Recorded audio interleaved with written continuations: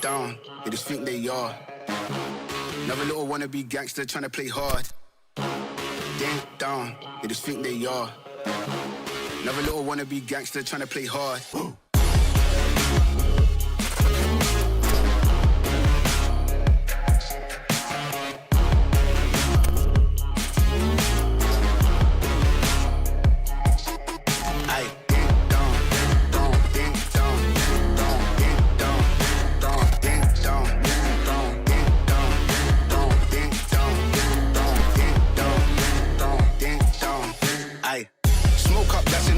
Free up the guys, then dip out the ends. Jump in the ride, then burn out the rims. Don't stop, don't catch the boy that I'm in. Never in the block, hoodie up for events. Skin kept close, cause you putting on them with the tits on 10. Batch in the back, that's on tap, all ready to go and jump in. Ding down, they just think they are. Another little wannabe gangster trying to play hard. Ding down, they just think they are. Another little wannabe gangster trying to play hard. Ding down, ding down, ding down, ding down, ding down, ding down, ding down, ding down, ding down, ding down, ding down, ding down, ding down, ding down, ding down, ding.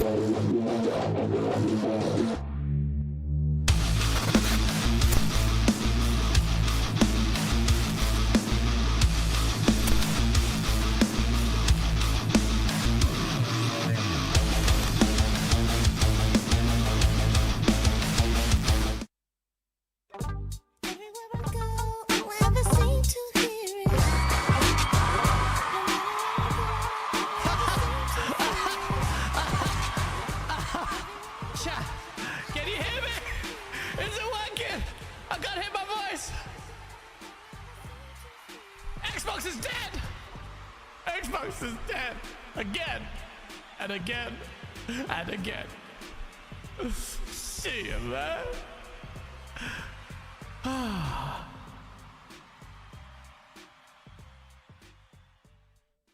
It was one of those weeks where I thought, you know what, I need to do a solo show, bruv, because there's too much madness. I don't want a guest to interrupt my thought process yet. I need to vent. I need to let you guys know what's happening, bruv, because there's too many suckers in this place. Too many suckers in this place, in this space. And it's time someone just cut through the bullshit, which I've been doing all this time, I'd like to add. But it has been... Why is that screen? Why? Streamer mode enabled. Piss off. Yeah, there we go. Full screen. We're much better now. How you doing? Extreme close-up. Oh my god. Why? Why is it so close? Why am I so blurry? Why am I so bright? Why am I so dark? Hold on. Let me get the light sorted. Ah! Okay. No, it's too bright. Too bright. Here we go. I don't want to touch anything. Listen, bruv, this looks like a dungeon, bruv. Why? Let me get the ISO sorted. Oh, ah, ah, ah, ah, ah, ah, ah, ah. I think we're okay now, chat. I think we're okay. What's up, everybody? Let's make some memes. Let's make some memes. Oh shit, tunage. How you doing, everyone? It's been an eventful week here. Pretty mad, isn't it? Xbox keeps going down the fucking toilet every 2 seconds, bruv. It's like we're watching the speed run of life. Speed run of life. But is it all bullshit? Is it all doom and gloom? Is there a modicum of success to be had in Microsoft's strategy? Is Xbox dead, or is it forward facing? Is there an angle to be had here? Maybe they're ahead of the game. Yeah. We're going to talk about that and more. We got a lot of gaming news as well. It's going to be mad. Before I do that, I have to give the introductions to everyone here. Sorry, I'm a half an hour late. The reason why I was late was, although I shouldn't really admit this, I was watching 28 Years Later, yeah? And it's kind of shit. 28 Later is quite... Why am I so zoomed in, bro? 28 Years Later is kind of shit, bro. I mean, it wasn't shit, but yeah, it was kind of shit. It was kind of shit. I mean, who's seen 28 Years Later? It's nothing like the first two movies, man. And, yeah, but I'll still watch the second one. I'll still watch it. I saw some people say it's a masterpiece. I'm like, bruv, it looks like some really bad mescaline trip, bruv. Let's see. Oh, we got Walt Diggity here. If you remember, yesterday we did a live stream about the Halo campaign Evolved shit, and damn, that guy was on it. He just wanted to shit on everything Halo. So, you know where he's at. Let me see. What has he said? How could see money spin this? That's a good question, actually. Luke Steele, bro, I enjoyed 20 Years Later, but the ending is wild. Luke, it was your review of that movie that said the ending is wild. The ending is wild. What was the ending? Like, it turned into a different movie all of a sudden at the end. And then it became like parkour. What was it? It was stupid. I'm like, 28 years later, it's supposed to be dark. It's supposed to be gray. And it was for most part. Then it was so weird with the doctor scene. And so, it's just weird. But I want to watch part 2. But it was weird. 28 days later was good in only 28 days later. Oh shit, let's see. Well, we got slim pickers in the chat. Tarnished Gamer, Loco Coco Pops, Luke Steele, of course. The Mag Show. Good to see the Mag. What's Mag laughing at? How could see money spin? Mag! Mag's out here making. Look at Mag dropping the little. Mag, your co-host. How's he gonna spin it? De Silva, A2, Darkstar, Randoms, Viking PS5. I'm gonna run out names. There's loads. TJM. Thank you. Molten Pandora. Good to see you, man. Sporting the membership with a pig skull. Yeah. Yeah, so it has been a mad week. And I'm gonna go through. I made a topic list. And I think we need to talk about some things. Where's my music thing? Okay, shit. Yeah.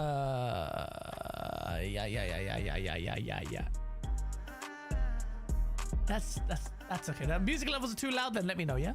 But they're quite low. I know music isn't for everyone, but the solo show, I like it. I like it a lot, yeah? Let me know if my sound levels are good. But yeah, first of all, let's talk about the shit show. How the shit show started for Xbox, okay? Boom, rumors come out. Xbox is, oh, my light's not on. Rumors, Xbox is not even making another console. Are you, what?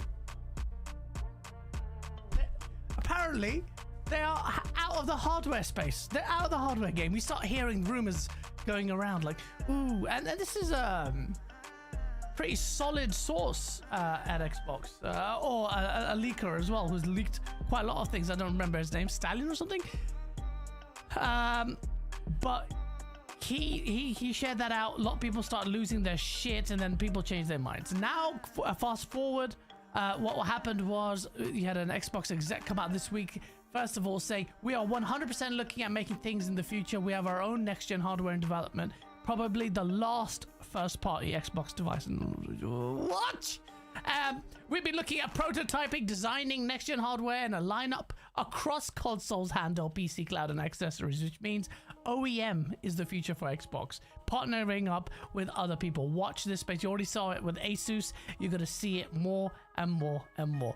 And then we had the actual confirmation from Sarah Bond herself, who dropped a bit of a bombshell confirming everything that the rumor bill was talking about. And you know what? Part of me, I'm part conflicted.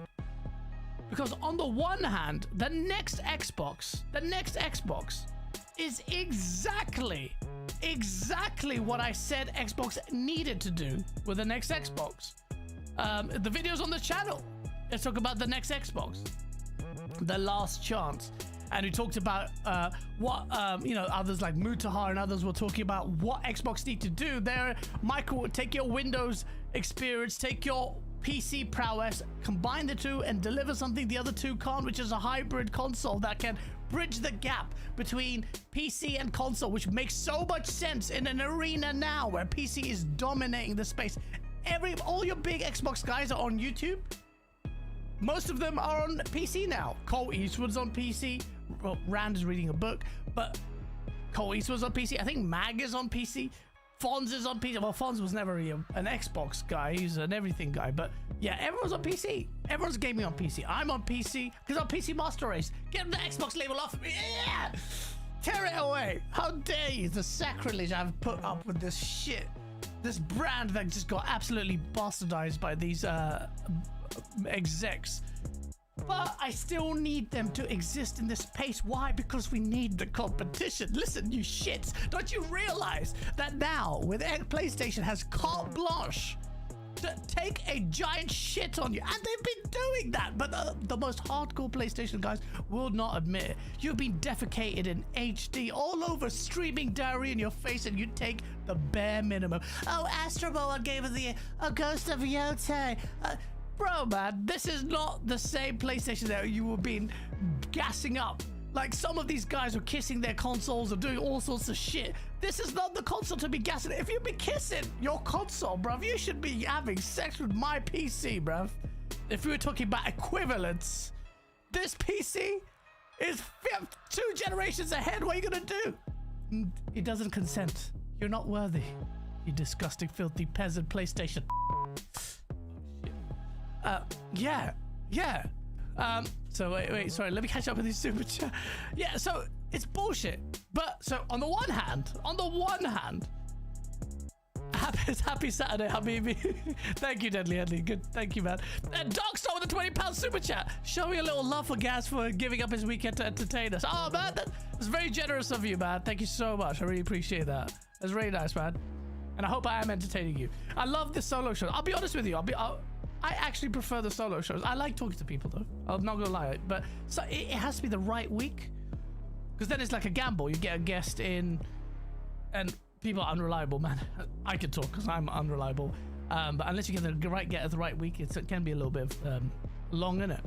But the last few guests have been brilliant, so it's been amazing. But anyway, what's I talking about? Listen, now Xbox is now. Let me follow the news, bastard. What is the news, bastard? Basically, Sarah Bod comes out and says, they are. So where's the? Should I pull it up? Basically, she says this: the next gen console will be a very premium, high-end, curated experience. You're starting to see some of the thinking we've had in the handheld, but I don't think I don't want to give it all away. That is music to my ears in many ways. And let me tell you this, and this is no bullshit. And PlayStation guys, say something. But I need you to reach out into your heart and be honest. You're telling me you don't want a premium high-end curated experience. You want a curated premium high-end experience, bruv. And don't cry about the cost. You want it. You want it. I remember when Nibs was sharing it out and he was talking about it, I replied to him and said, don't lie, you want this. And in fairness to him, Nibs was being honest. He goes, you know what? Other than the fact that he had to add a disclaimer there, but disclaimer was warranted. He said, it depends on execution. And I'm not convinced with, he said, with the Windows integration with the thing, which I'm not convinced of either. But yes, on paper, I want this. This is the piece there is. This is the premium goodness. But you need to come to terms with the reality of what this device is. It's Xbox's tentative foot in the door. The final step, unless this is a breakaway success, which I highly doubt it is, Xbox has found its audience. And we're going to touch onto that in a minute. And it's not you Xbox fans. So all you guys who were like, yeah, Xbox bleed green, you are not even their priority to them. PlayStation and PC are their priority. They care about them more. Well, they'll see Xbox guys as the pay pigs. It's like, you know what? They pay for Game Pass. They're the ones who are supplementing our in-house. You know, we can get full money from them. They'll pay for games and go, oh, Game Pass, we're gonna pay to play online and all of that shit. And now that's what it is. But the whole thing is they've bowed out, but they're still in this space tentatively because of they cannot offload the 30 million or so Xbox console users. And then you can't just disappear like that. You'll lose complete foothold. Brand recognition, even though it's dying. What's happened? What is chat talking about? I heard this where all the cool kids hang out. What? Oh, is the music too loud? No. Bro, if someone's name is called music, it confused the shit out of me. No, but what I'm saying is this. The next Xbox console is on paper, remember execution, I have no faith in them. But surprise me, Jason Ronald. Surprise me. But this next gen console, being a premium handheld, a premium device, bridging the gap between PC and consoles, is amazing. If it works. But is it too late for Xbox? I want to ask you guys in chat whether or not you are interested in this hybrid premium device. Will you even after all the shit that's happened with Xbox, I really want to know that now. Will you buy the next premium Xbox hybrid console? It's not really a long way of saying it. I want to hear your thoughts on it, because quite rightly, a lot of people might be asking, why the don't I just buy a PC? And my answer to that is, why the are you not buying a PC? Why not invest into that? But there, I was talking to someone who said, one of my mates, he said, look, I'm not really into the whole PC space. And I was talking to Slim Pickens, who I was playing Battlefield with today, and with Epic Treasure. Shout out to you both. And he was like, I can't do PC, man. But if something can like be the middle ground, like give me, then I will do it. And I think that's where there's so much memes to be had with this shit. Oh my god, I'm zoomed in so much. My face on Discord is so far away, but I'm here. I'm like here. Bruh. Fuck it. Who cares? You can see my face. My beautiful face.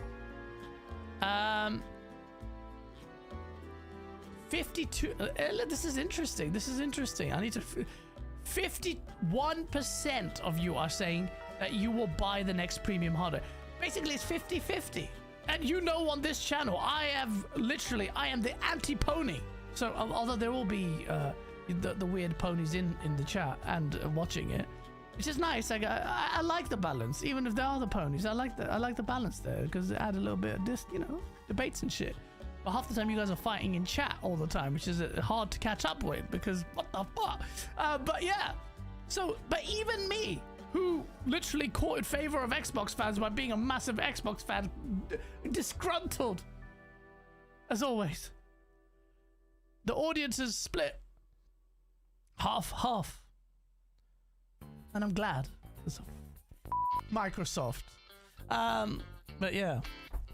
So that's interesting. 50% of you are going to buy this premium hardware device, and it all depends on how they're going to. Next year's the reveal. No way they're not revealing this. They're desperate to reveal this. They don't expect to sell masses of this. They're not going to make a loss on this. This is not going to be like the Series X. They made a whopping $100 loss per unit. Think about that. That's when they were desperate for your favor, desperate to court your favor. Still, the one last hurrah. We believe in it. We believe in it. That was Phil Spencer's era. Push it, that price. And then Satya Nadella and Amy Hood came in. Amy Hood. This is a name you're going to hear for a while. And people are hearing about it now.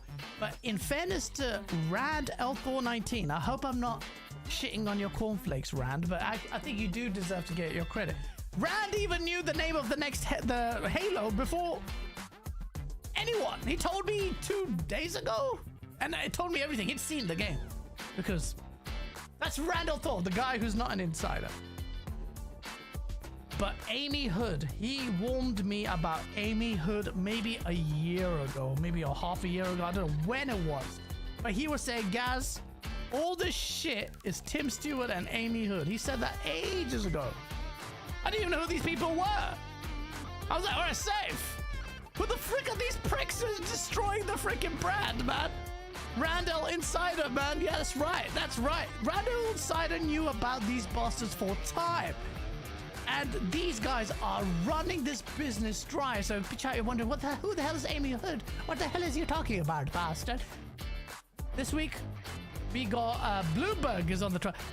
Our favorite Volus, Jason Schreier, is on the case, and he is digging up some dirt. And also, you have to give a shout out to Tim Dog. Tim Dog actually revealed. Let me be clear about one thing. Tim Dog, as crazy as he is, and we're all crazy. But we're all crazy. Ah! This BB gun just destroyed my finger.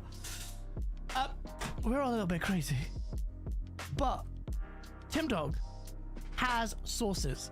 Tim Dog speaks to people at Xbox. People at Xbox, like your Mike Ibarras and your what's his name? Major Nelson and others. and current execs as well. And he, you know, Fonz was chatting to him. He had him on his show, and Fonz saw the text from Tim Dog. And then Tim Dog also revealed that basically he was speaking to some people at Xbox who were talking about this 30% profit margin. That's what this is all about. Microsoft is pushing the Xbox division to an eye-watering 30% profit margin. That's their demand, and that is the reason why we had cancellations and studio closures, like Perfect Dark. And there's some real concerning noise in the background suggesting that even some titles that look really good, that haven't released yet, their studios will be shut down after they release the games. I may have said too much. But that's speculation. Don't report on that. I'm just here. This is all speculation. If you report on that, you're a shake. But yeah. Yeah, Epic Treasure, good to see you with the $3 super chat. Let us all be showered with games, we deserve it. Yeah. At least Redfall is still exclusive. Jonathan Bean is so crazy. Epic Treasure, let us all be showered with games, we deserve it, with that emoji, the trigger emoji. Music is too loud. Oh shit, I can't even hear it. Music has gone down. Thank you, Fonz. I have reduced it. Should be okay.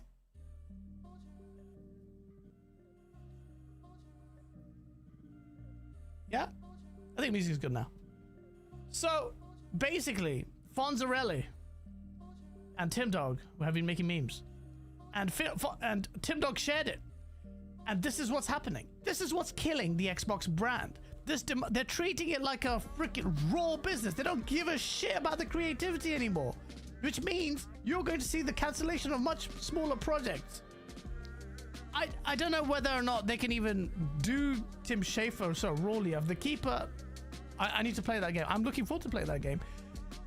That game, that studio, I have no idea. Don't even ask me how Compulsion Games is alive, bruv. After South of Midnight, don't even ask me. I have no idea how that studio is afloat. No idea. I know it's a divisive game. People say it's good. But if you're going to have a hard approach, like a tough approach and to profits and all of that, how the flip is Compulsion Games still going? Let alone Double Fine. Because they haven't got a proven track record yet. There's just been disappointment after disappointment. I'm sorry, but your 17 metas don't cut it. And yeah, Metacritic is flawed, fair enough, all that shit. Still didn't have the impact. South of Midnight is a very mid game. With beautiful story and art style. That's it. Carried by that and music. The rest of it is just ass. And it's just not worth... I don't know how many chances you can give that studio, but they're very good creative, so you don't want to get rid of them.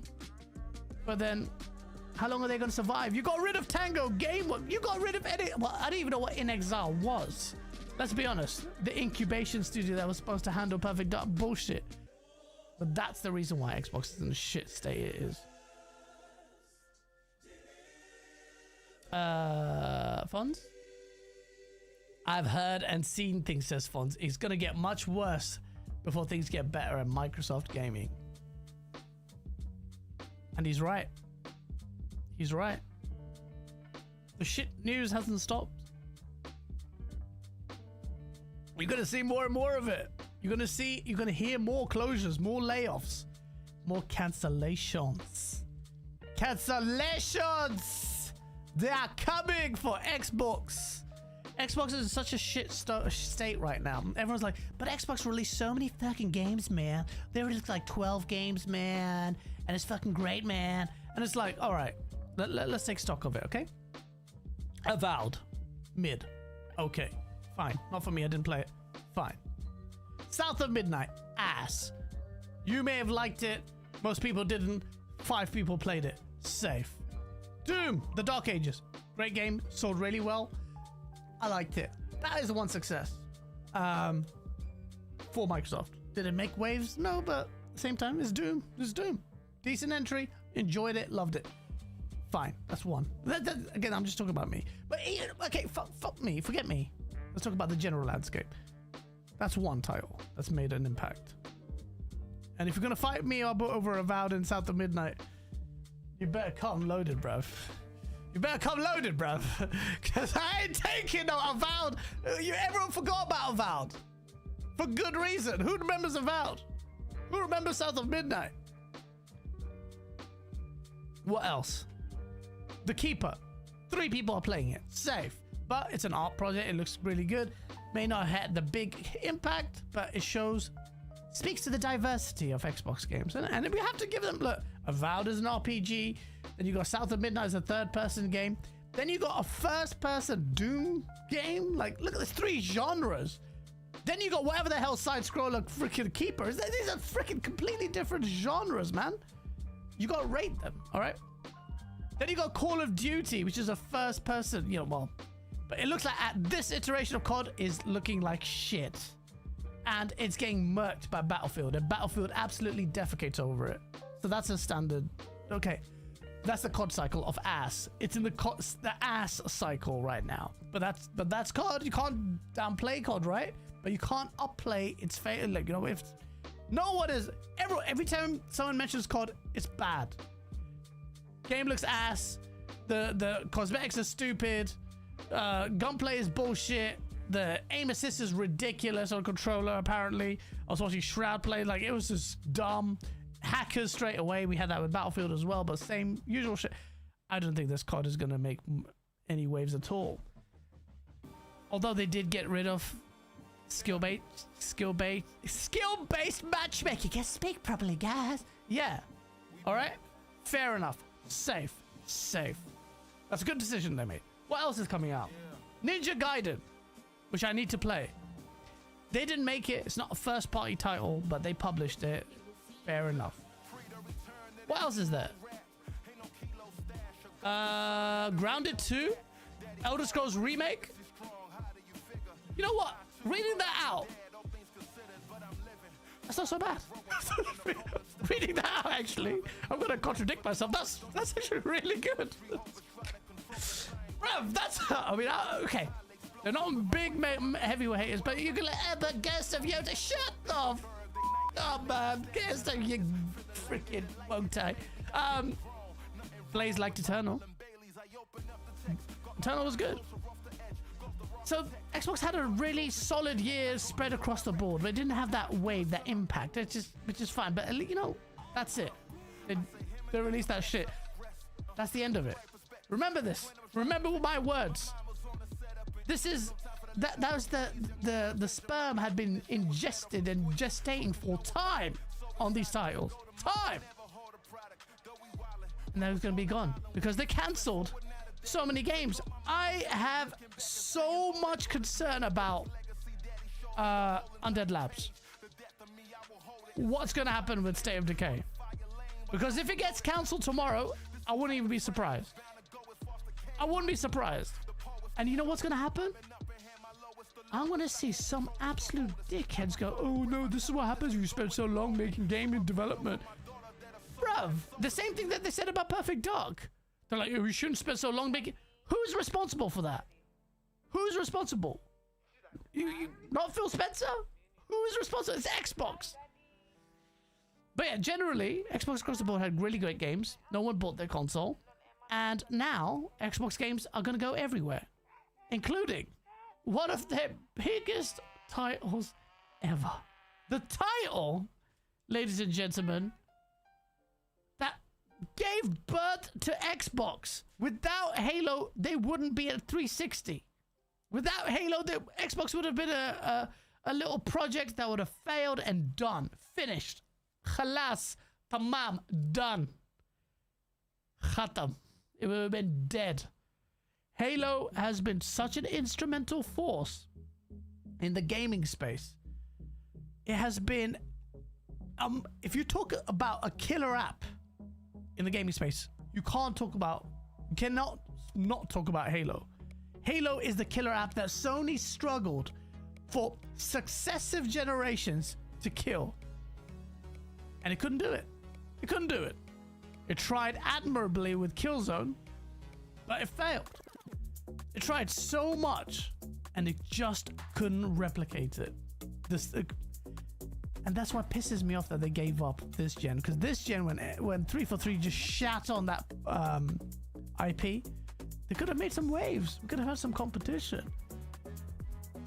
But alas, ladies and gentlemen, the final nail in the coffin of the exclusivity mirage. Halo is coming to PlayStation. Not only is Halo coming to PlayStation, the freaking man, what's his name? Brian Jarrett, what's his name? Sat there announcing it with a freaking PlayStation shirt on, bruv.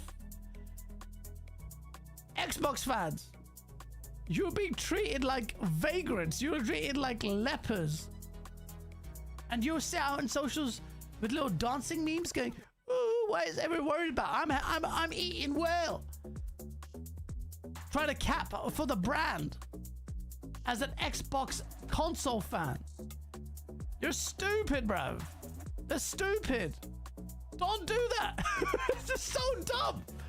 I look at that and I'm like, oh, should I laser him? I'm like, oh, I don't want to be a dick. This person has not done anything to me. But then I'm like, oh, I want to laser this prick. Stop being so and I see it so much on the Xbox community now.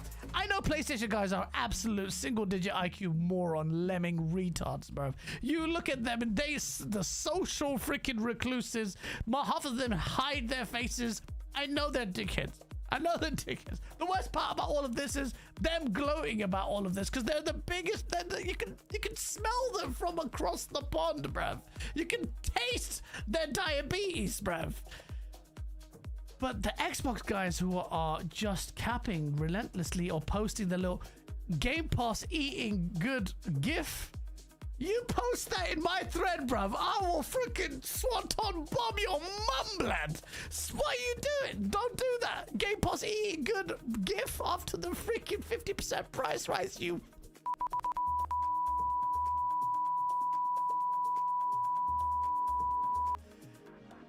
How the fuck do you have the audacity to post the Game Pass give eating well? That I see so much defense now from the big guys as well. Some people I follow, some people's shows have been on, and they're just like, it's not so bad. What? Shut up. Have a spine, bruv. Have a spine. Recognize the shit for what it's at. It's a shit show, bruv.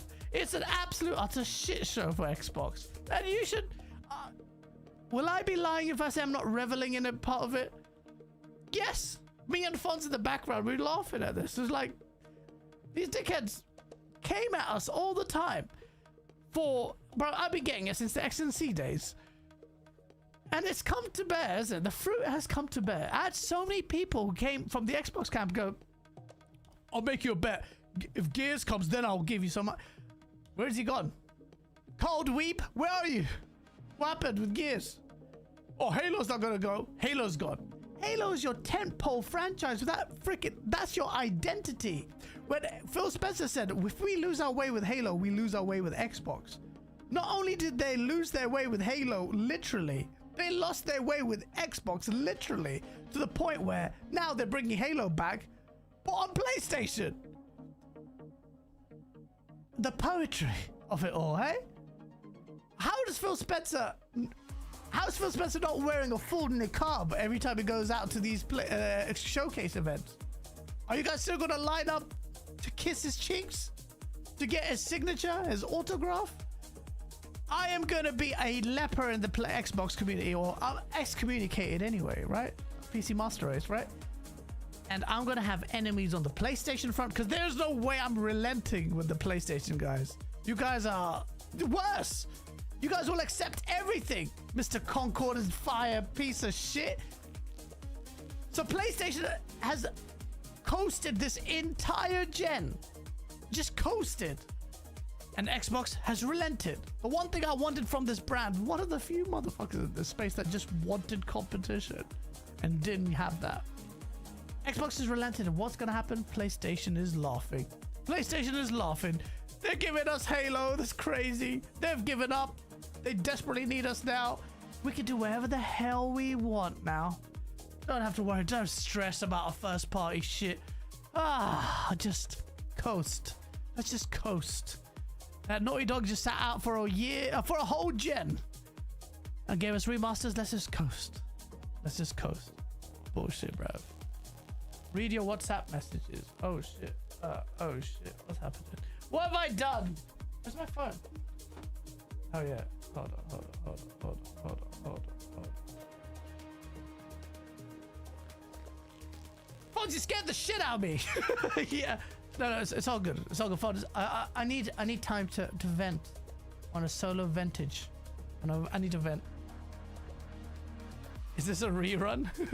On PC, Steam will eat the Xbox brand. On PC, Steam will eat the Xbox brand. What? I don't understand that message. Satya wanted competition but only brought capitulation. Thank you, Darkstar. Thank you. The fact that's one of the worst, like, aged quotes of the generation. I think Loco Cocoa Pops at the start of this stream said, yo, this has been one of, forget the games, this has been one of the biggest shit show gaming generations ever. And we had the Xbox One generation last gen. What is happening now? The theater of it all is amusing. All went downhill when RDX went dark. I miss you, Dealer. Dealer knew before we did. He must have clocked on and just like, yeah, I'm out. Not even a goodbye or anything. He's just like, fuck it. I just left. Ain't nobody got time for that. And cut. So now with Halo coming to PlayStation, what does that mean? Is this means Fable will definitely come. Fable's probably day and date on PlayStation, but it doesn't really matter. After you had Gears, Halo, Forza, all of them. These are the three, the pillar, the trifecta, the holy trinity of Xbox, all on PlayStation. Your brand is just a publisher now. That's in this weird kind of limbo where you are still in the hardware space, but I don't think your competitors, not even competitors, you can't even call them that. The others, Sony and Nintendo, don't care that you're in that space. The only thing they might be interested in seeing is how you perform with the hybrid console, though, because they might want to, because that's a bit of a concern where generally in PC, but then again, PlayStation is bringing its game to PC. Nintendo's fine, but that's that's Xbox's major strength. It's inroads into PC. It doesn't straddle this line, which I prefer what PlayStation's strategy. I've said it from day dot. But it doesn't straddle this line of coming on Xbox, on PlayStation in an undisclosed time in the future. Which still means that, you know what, if you want to play Ghost of Yotei, you want to play Saros like me, you're going to play it on PlayStation, or you'll buy a PlayStation. Next gen, the smart play, absolutely, is number one. Buy a PC. Build a PC, buy a PC. That's the smart play. I know it's not available for everyone. I know it's expensive, which is why there's an opportunity for the next Xbox to capitalize on that market, but it will be expensive. If the handheld costs $1,000, even though, whatever, it's from Asus or whatever it is, it's still an Xbox handheld. And they keep saying, this is the indication of where we are. This is the indication of where we're going to go in the future. What do you think the next console is going to cost? It's a premium console. Xbox doesn't need to sell hardware. But what it's going to do is going to make a profit on its hardware for the first time in a very long time. Props to Dealer for bowing out silently, not having 2 hours of long Xbox Doom and Gloom podcast. Xboxer Mike. The guy's got Xbox in his name.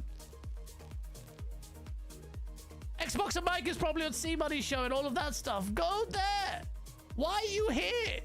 Why the fuck are you here? If you want to have your ears massaged with the same confirmation bias, you're in the wrong place. I've always been like this. If you like to suck Xbox's, then suck Xbox's somewhere else. Tens of millions of people prefer Xbox consoles, but you're tens of millions, people That's why the hardware sales have tanked worse than the Xbox One. Tens of millions. How many tens of millions? Let's chat. Let's give Xbox Mike the floor. How many tens of millions, Blad? I want to hear it. Xbox Mike, you got the floor. I'm gonna wait for you to chat shit.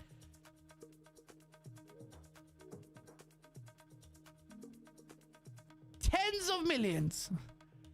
Xbox got its backdoor smashed by PlayStation this gen, bruv. Like, how many PlayStations have sold? 70 mil? Did I say 70 mil? 70 mil? And we're at 30 million? Come on, bruv. Come on, bro. What are you talking about? The gaming landscape is so toxic now, man. What the? Shut the fuck up. You don't cry here. Don't go, where? It's so toxic, man. Listen, we are watching in real time the brand that is so important to you that you named your name after it completely collapse into a shadow of its former self. But you want to be pacified? Ah, well, let me do the echo chamber. Hey, man, you know, it's really bad, but Xbox is stronger than it's ever been before, man. And you know what? They're making money. Satya Nadella, you boss, man. You see how much profit they made? Yeah, that's right. And they're Trojan horse. Yeah.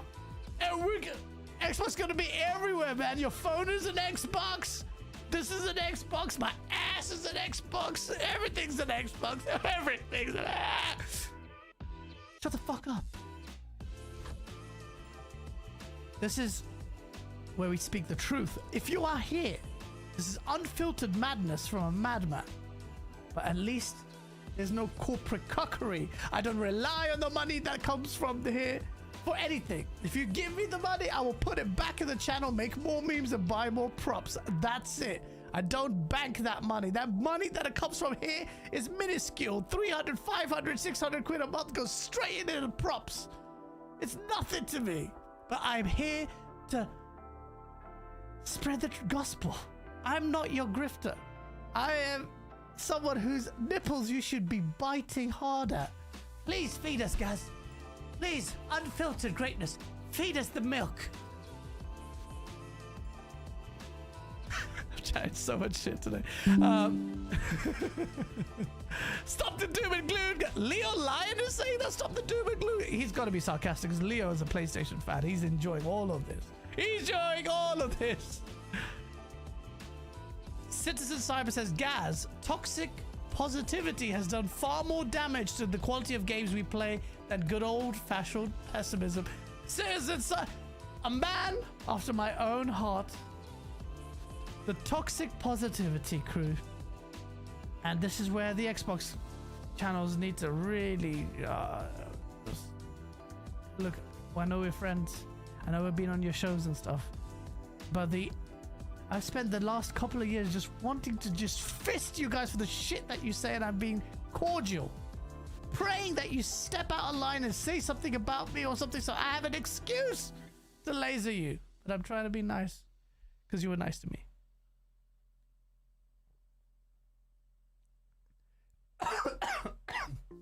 Toxic positivity is real. It's one of the problems that afflicts the Xbox community massively. They have to pacify themselves into a false sense of security, and it's the same kind of shit you get with any fandom with Naughty Dog fans. Naughty Dog stands will defend everything. They defended multiple remasters and shit because Neil Cuckman is so freaking amazing and fantastic.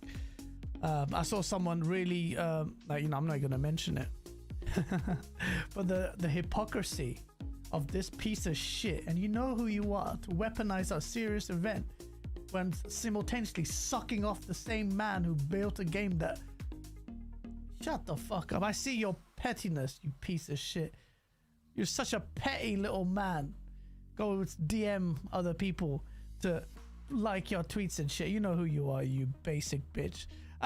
Anyway, they were damned if they do, damned if they didn't with ABK. That's the truth.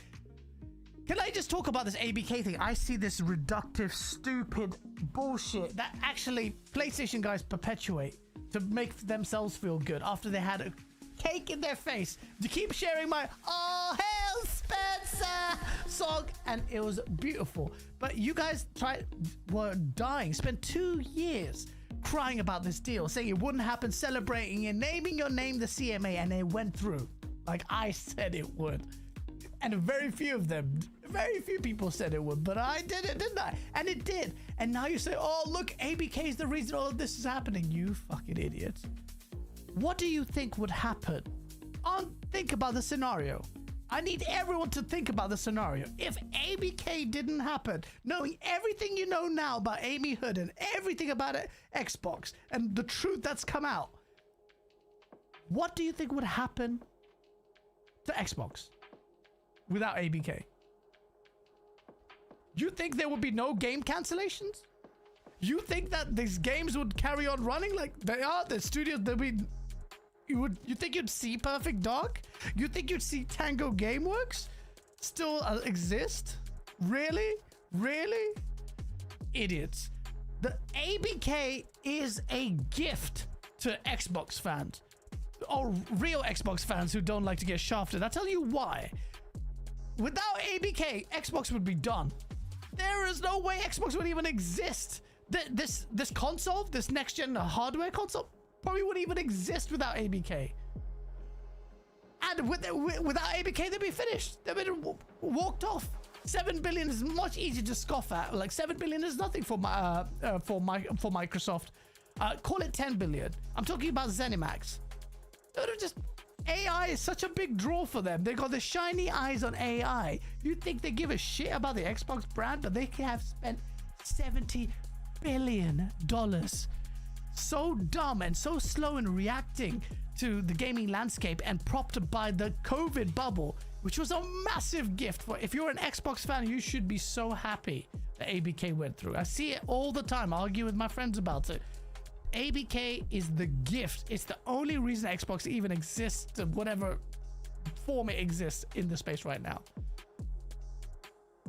That's a fact. You cannot dodge that. So when PlayStation guys keep saying, oh, you celebrate ABK, bruh, ABK was also the truth serum. It catalyzed the real intentions of Microsoft and Xbox as a brand, and what their leadership wanted to do instantly, instead of wasting my time and many people's time sitting here capping for Xbox for 5 years or 10 years to have a slow death. No? Am I wrong? Am I wrong? If you said yes, suck my yeah. If you look in the mirror and say Xbox is dead 5 times, Fonz will appear behind you. Fonz is the Candyman of Xbox.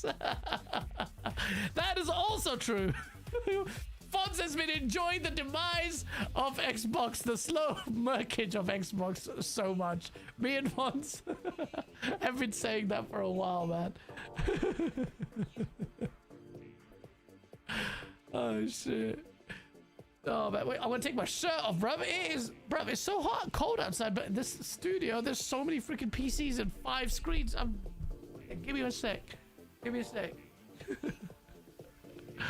While I pull up this gameplay demo for you guys to see of the sacrilegious Halo that's coming to PlayStation, which has caused... Oh, shit. What have I done? Oh, there it is. Caused a lot of beef about it, and I covered it yesterday, but I'm going to talk about it with you now. Affects your outcomes, and what you do affects my outcome. Oh, look at this! Sweating inside this thing. Shit! Look at that. Hell, I've gone really fat since I've been on multiple holidays. I've not taken care of myself. I need to go back on the gym. My business has been killing me.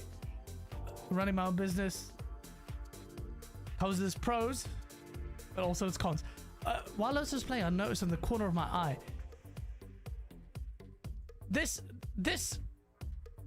okay, I'm gonna quickly talk about, well, not quickly, I'm gonna talk about Halo campaign Evolved. Let me make it very clear. There's only one reason this thing exists. And truly, it's because of PlayStation. PlayStation is the reason why a second remake of Combat Evolve has been made. It's because they want to capitalize on it. 343/Halo Studios, because let's be honest, it's pretty much the same. I know the leadership is changing. That's very important. I don't downplay the importance of leadership. Thank you, Bonnie Ross, for completely shitting on the legacy of Halo. But this exists not as a thank you to all our fans as the 25th anniversary. No, you pricks. It's for the freaking PlayStation. They're going to make money. They need to make money. They didn't make as much money as they wanted to with Halo Infinite. This exists for PlayStation. It's the first remake. Halo C had a freaking remaster remake. This is the second remake. Come on, man. I remember playing that remake. You don't need that.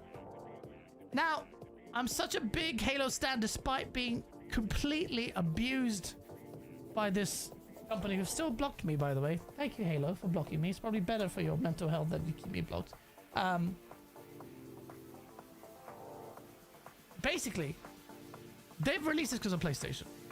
I knew that, you know, we knew this, well, the rumor mill was out there that this was going to be coming out. But I love Unreal Engine in terms of what it has done for the current landscape, because AAA blow and all this bollocks, at least there's an engine out there, imperfect as it is, that at least helps developers realize their vision. I think that's a big, big boon there. When Expedition 33 and Power World and all these developers across the board are realizing, from AA's to indies are making these games on UE5. The tools look so easy to use that even I'm tempted to have a dabble. I just don't have any time. But there's been so much noise about Unreal Engine and Halo. And oh shit, what have I just done there? What the flip? Oh yeah, I'm just this game.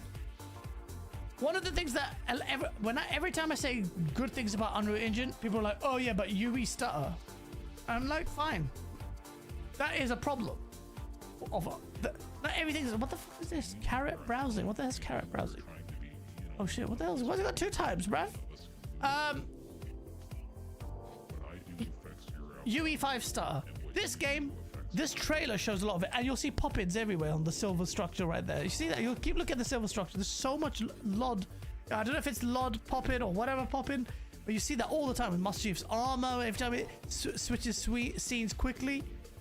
And that's distracting. That's distracting. And also for me, I know it says pre-release build, but it's also a little bit concerning because this is coming out. Like, you see it on her skit. Check it. Can I play this slowly? Yeah, I can, can't I? Let me playback speed this at 0.5. Maybe 0.5 might be a bit slow. Yeah, you'll see it here. The chick.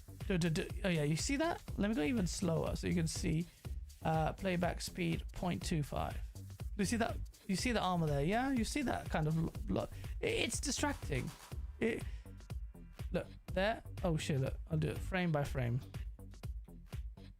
Isn't it? Bloody! So you see that? It's all squarey and shit, and then it'll turn round. Boop, that popped up there. That popped up there, and that's just round. Little things. But that it constantly happens with this, and it's a bit distracting. And this is a more confined Halo because this is Halo CE, and Halo CE is, as I know, it's a sandbox and all of that, but it's the first Halo, first Xbox's game, man. Come on, and imagine the next Halo, the Halo Infinite 2, which I hope it is going to be Halo Infinite 2. How will it handle all this stuff? Will we have to put up with LOD? Oh, it's fine. Okay, you know what? We get LOD bugs all the time in all sorts of games, even big games.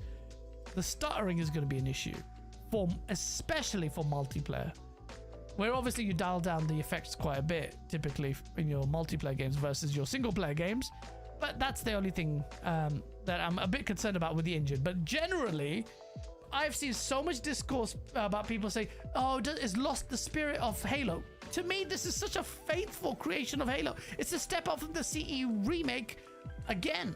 Like, it feels like it looks really good. This is really, really... I'm sorry, but I don't see the dilution of Halo. I get it, the structures, the grays, they looked more monolithic. I understand that. And I actually partly agree with that kind of loss of scale. But at the same time, you can still counteract that in your new game in terms of making the designs larger. Here, they're constricted because they have to still not only have to recreate it, but they can't mess around with it too much. So it makes sense. Now, there's so many people just being bitches. And what is it about? Sprint. Oh, you're sprinting in the game. Oh, this is so dumb. You can aim down sights and almost all the weapons. Who cares? Who cares? Like, you're the reason why Halo can't evolve. You're the reason why the developers are so petrified to even dare to take any serious risks with it. And I'm not excusing 343's absolute incompetence. They weren't even bold. The only thing they did, think about it, Halo 4, the multiplayer, they copied Call of Duty. That's not boldness. That's not understanding the spirit of Halo, taking the sci-fi to its nth degree. It just copied God. Halo 5, they understood they needed to do multiplayer right, which is way, way more important. And they did Warzone, just scale. Great. Great. Clamber, everyone cried. Cried about Clamber. Oh, wow, it's not Halo. Oh, you can put jetpack. You're a freaking super soldier. You expect to have hardware upgrades. Even the Halo books had that. From the first one, Fall of Reach, you had Team Blue had their own abilities. One, you know, sniper. One's really fast. What's going on? Halo Faithful. I saw this exchange with oh no, it's Alex and BG. And Alex is crying about Sprint. Oh, Sprint's really bad. Who cares? You're the reason why Halo can't evolve. If you want to play the old games so bad, just play the old games. Play the Master Chief Collection. Not being able to run in a game is not a big thing in a first-person shooter. You want it to evolve? It's called Combat Evolved, for God's sake, or Campaign Evolved. And you're crying about the ability to run? It's so stupid to me. If it was up to me, I would take this to the stratosphere in terms of the space setting, the suits, bits that I would do, gameplay ramifications that would just be completely different to beyond recognition from the first game. And that might sound like sacrilege to Halo Faithful, but you fucking idiots, you just want to play the same game over and over again? Shut your mouth. Get someone with a bold vision that says, I understand you're a space soldier in the future, and Halo has a legacy of completely innovating, like Halo 1 with its 2 weapon carry limit, with the way it introduced vehicles, using the camera to freaking navigate your vehicles. Shit was crazy. Halo 2 took multiplayer on consoles and showed the entire world that consoles can do multiplayer. Before that, it didn't even exist. PC guys used to mock it all the time. That there's no way consoles can do a multiplayer seriously. And then they did it with Halo 2's multiplayer was impeccable. Halo 3 took it to another level. They even had a freaking replay editor in there. They had a 4-player co-op mode in there. Shit, they had such cool stuff in that game. They had the bubble shield. The bubble shield alone is such a minor thing now at the time. It's such a major thing, like that's such a big addition. Like even modern games don't even have such cool features, or they do, but they just barely implemented that well. They had so many different weapons. You had the brute choppers. You had this, again, took it to the next degree with so many different enemy types. You had the brute, you had the flood, you had the covenant, you had the sentinels. Shit was crazy. They took it to another level. And now we're back to Halo CE again. And I get it, this is a business probably decision, and also an opportunity for Halo Studios to test Unreal Engine 5 and how it works. And it's an easier crash grab for the PlayStation side. Sacrilegious as it is, but that's what they're doing. My eyes are on the next Halo. I will buy this. I'm a Halo stan, of course I will. But the next Halo, what are they going to do with it? What are they going to do with it? That's what I want to know. Do they have the creativity to deliver a great story? Build on new characters? What will they do with the gameplay? Obviously, they're going to have no sprint and stuff. Thank God for that. They have some balls. But what are they going to do? Are they going to carry on with the Endless, with the Halo Infinite? I think they should. What are they going to do? That's what I really want to know. And I'm just side-eyeing them. I have no faith. I am stupid to have faith. Pierre has earned the benefit of some doubt because of fixing the Master Chief Collection and delivering good content, a decent cadence for Halo Infinite for a time. I don't even know if Halo Infinite is doing those numbers, but we'll see. We'll see. But there's crying about sprint. They're crying about these features. You are the problem. You are the problem. The Halo, you are directly the reason why Halo will never be good if they carry on listening to people like you. They should have made a new game. Yeah, Fonz, they absolutely should have. They absolutely should have. And try to grab a new audience. Absolutely, that's what they're trying to do. I saw Oh No It's Alex and BG go back and forth. And then Oh No It's Alex said, oh yeah, but look at Battlefield 6. Like, Battlefield 6? Battlefield 6 is an evidence of the complete opposite of what you're saying. Battlefield 6 didn't go back to basics. Battlefield 6 condensed its player numbers and its game mechanics, especially its gunplay, is so close to Call of Duty that you had to have freaking Battlefield Faithful crying about how COD-like it is. That the movement and the clamber and all of that, they were crying about that in the beta to the point where they had to tone it down, the player movement, massively. But it's evidence of the fact that they refined it, modernized it, and made it successful. With Halo, it's a different kettle of fish as well, though. My battery is dead. Amazing. Let me get my other batteries. I just remembered why I'm late. I'm actually charging my batteries as well. I'm not saying it will. All right, there's Oh No It's Alex, the little basic piece of shit. Let me get my battery.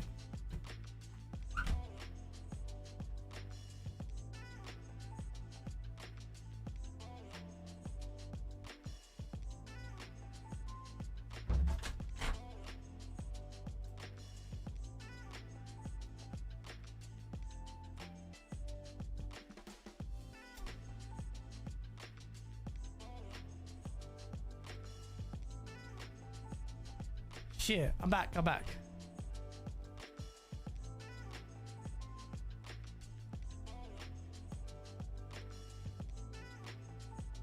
Alex, when you have a positive KD ratio, then talk to me. On Halo Infinite. People like Oh No It's Alex are the reason why Halo will never escape the shadow of its former self.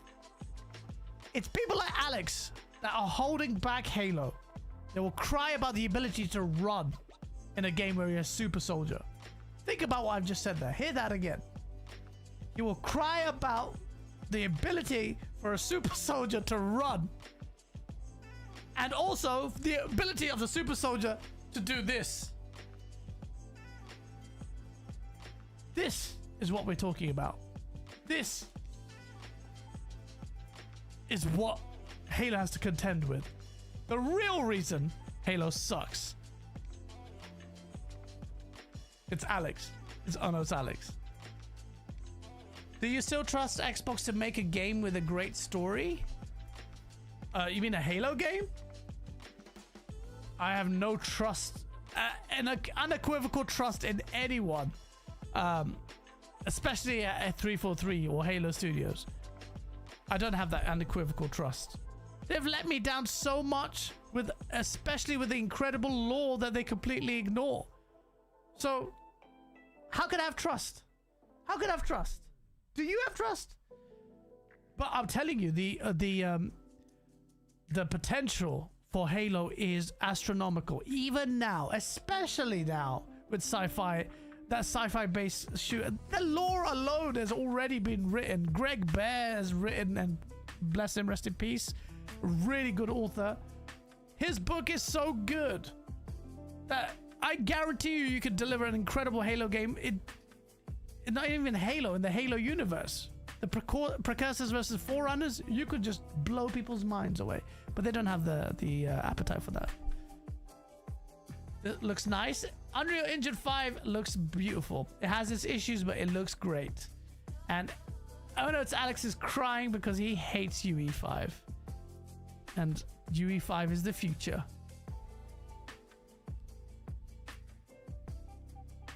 UE5 is the future, whether you like it or not. It's here to stay. Everyone's adopted it. All the big players have.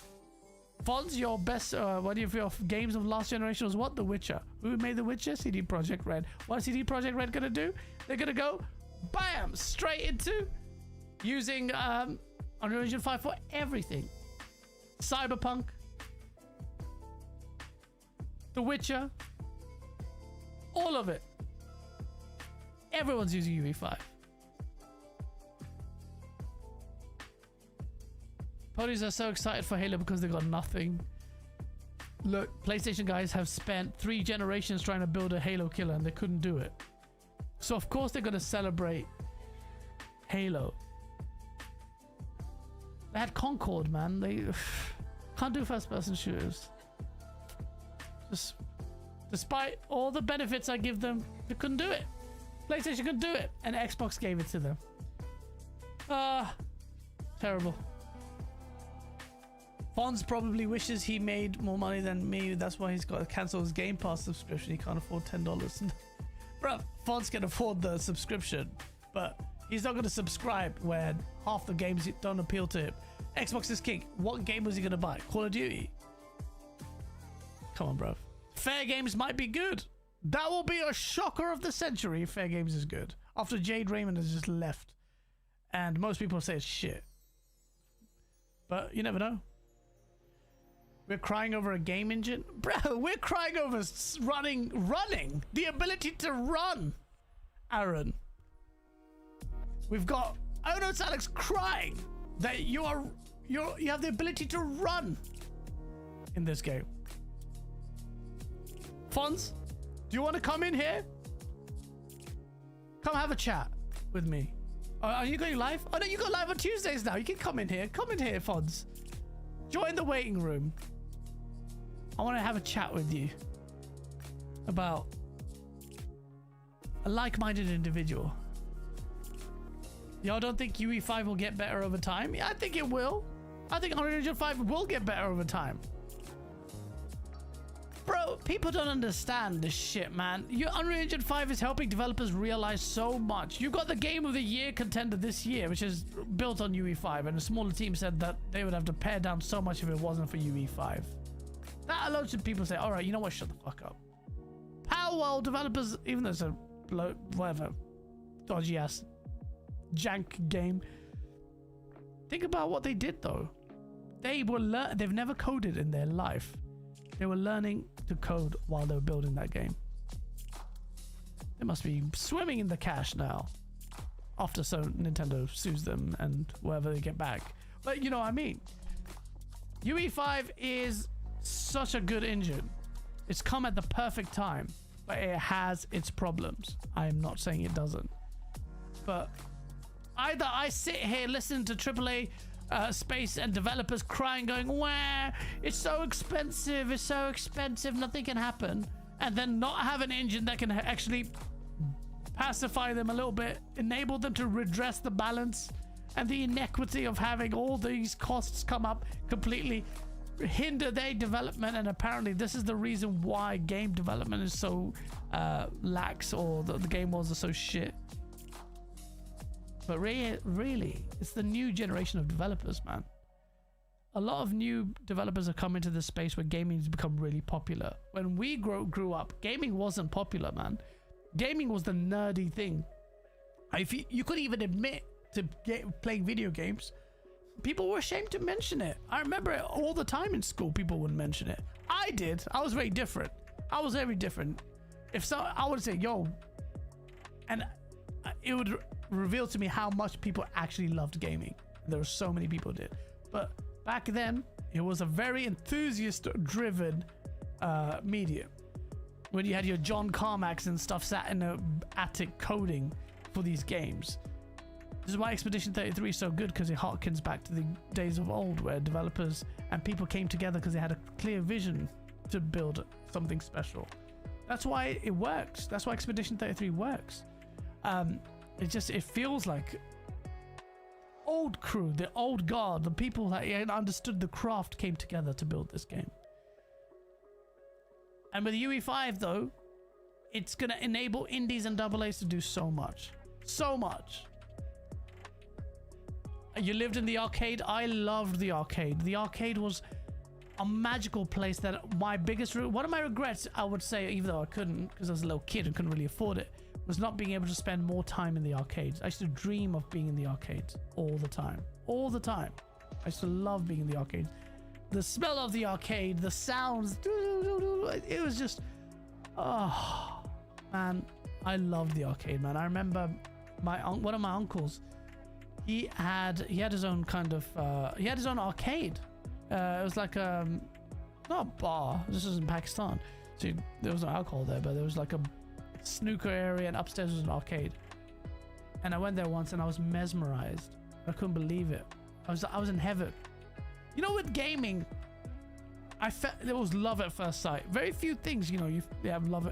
I genuinely had love at first sight with gaming. I saw my cousins play on this wooden console with knobs on it, and your guy jumping over some leaves. And I was sold. I was like, yo, what is that? Amazing. And arcades of the future. Speaking of arcades and old things, ladies and gentlemen, it is Fonz Gaming. Come in here, my friend. Come in here, my friend. Turn your camera on. There he is. I am there. I am here. Oh shit, Fonz. Look at your sexy ass face. No, that's my face. Yes, it is. It is you doing, man? very, very sexy. I'm doing good, bro. Just enjoying what I'm hearing for the most part. Some of what you said there about Halo, I totally disagree with. I don't think Halo is going to bring any newcomers in. I think this is purely nostalgic sales. I think the lack of PvP being one of those reasons. Even going to PlayStation, you're just going to get a bunch of people that played it before to buy this game. Nobody knew, no young gamer out there is really looking at a 25-year-old Halo game and going, I can't wait to play that. They're not. The future Halo games I'm talking about. Future Halo games for sure. This is kind of just that starter course for PlayStation 5. Here's the first game. It's out there, and then when the future games come out, they're going to be day and date on there for sure. Or even if they're 3 months later, it doesn't matter. It's all the Halos are going to go there. Fonz, what is the state of Xbox right now? You have literally, you've been at the forefront of this. I think I've seen you been catching a lot of flack from the PlayStation. I don't care what people look. I really don't care what people saying that I'm like whining about Xbox all the time, which is untrue. There's been plenty of shows I've done where I don't whine about Xbox. The thing is when they step on a rake, I'm gonna say something. I'm going to continue to say something when I see them do bad. I criticize them. Same way I do PlayStation. Same way. And the reason why I'm not talking about PlayStation the last few months is because they're not fucking doing anything. They're not saying anything. And there's nothing to really praise over there as well. Like, the one thing that I have said about them is that they don't release that many games. And this generation, I have said so many times, as much as I love PlayStation games, this generation hasn't been that great for me. I don't like most of the games that they put out, the sequels and stuff. They're okay. They're just not as good as their first games. Anyways, but back to Microsoft. They deserve all the shit they get. Everything that they're getting thrown at them. Anybody who sticks their head in the sand and says, I don't want to hear this, this is not what I want to hear. Well, this is where fucking gaming is going, guys. This is where it's going to get really bad for not just Xbox, for everybody. Eventually, PlayStation will follow suit as well, and they will do some dumb shit like this.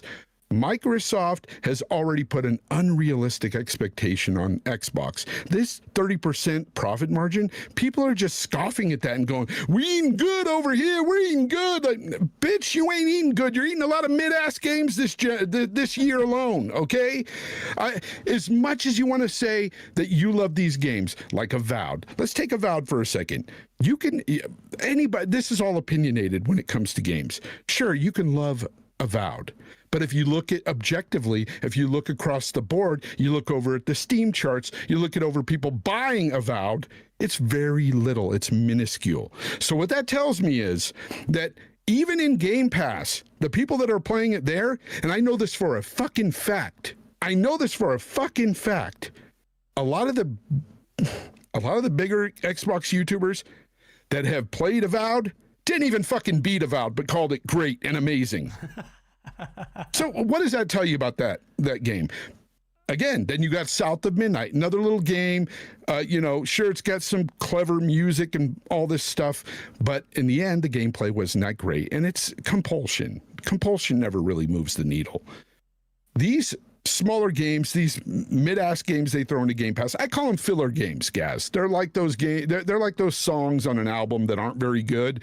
They're in between the hits. That's kind of what Game Pass is filled with. That's the way I look at it. And now that they're charging $30 for it, now that they've raised prices on all their consoles, now that we know why they've been doing all this price raising, it's pretty scary what's going to happen, because next is layoffs.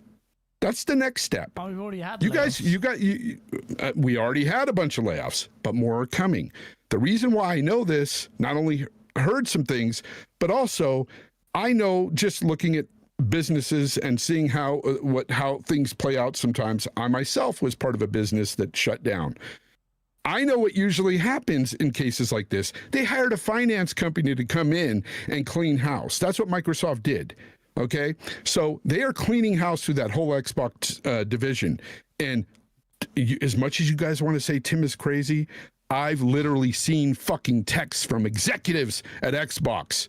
I've seen the texts from these guys. Not everybody at Xbox is even happy with what's going on at Xbox right now. That's why I say, you guys putting your head in the sand and saying it doesn't matter, we're eating good. You might not be eating good for long. And this is a real freaking thing. You guys are pretending like this is a nothing burger. It's a huge problem, because this is going to impact the rest of the industry. It's not just an Xbox problem. This is the entire industry we're talking about here. Xbox is king, who's taking issue with what you say. I don't know. Maybe I don't know if he's like really young or if he's really senile. I don't know. But Xbox is king is definitely one of the bootlickers that loves Xbox so much. I mean, he's calling himself Xbox is king, for crying out loud, when they're in fucking last place. Oh, but they're making money. Yes, but who cares if a corporation's making money if they're not doing enough for you, you stupid fuck? That's the problem I take with some of these guys. Like, how can you get bent over the rail over and over and over, and you just still take it? It's Stockholm syndrome. It's literally Stockholm syndrome. That's the problem with these guys. It's crazy. Yeah. It's crazy to me. If a company keeps bending you over, man, it's time to get the fuck out. It's nuts. It's insanity. They love getting shafted. I guess. What is an Xbox anymore? It's Microsoft Gaming. This is not Xbox. Okay. Xbox is only Xbox in name alone. That's what I tell people. The culture has shifted. It's about to shift again. Even Hargeet, who is an explicit Xbox fanboy, says the same fucking thing. And you guys don't really hear it. Don't listen to me. Listen to guys like Hargeet, who are Xbox fanboys, that can tell you. Well, he says the culture's shifting again. It is. There's lots of changes coming. There's layoffs coming. There are studio closures that are going to fucking come. I'm telling you guys, it's going to happen. And I know for a fact it's going to happen. But you guys are going to be like, oh, the sky is falling. They're saying it in the chat too, and saying that all I do is whine and complain.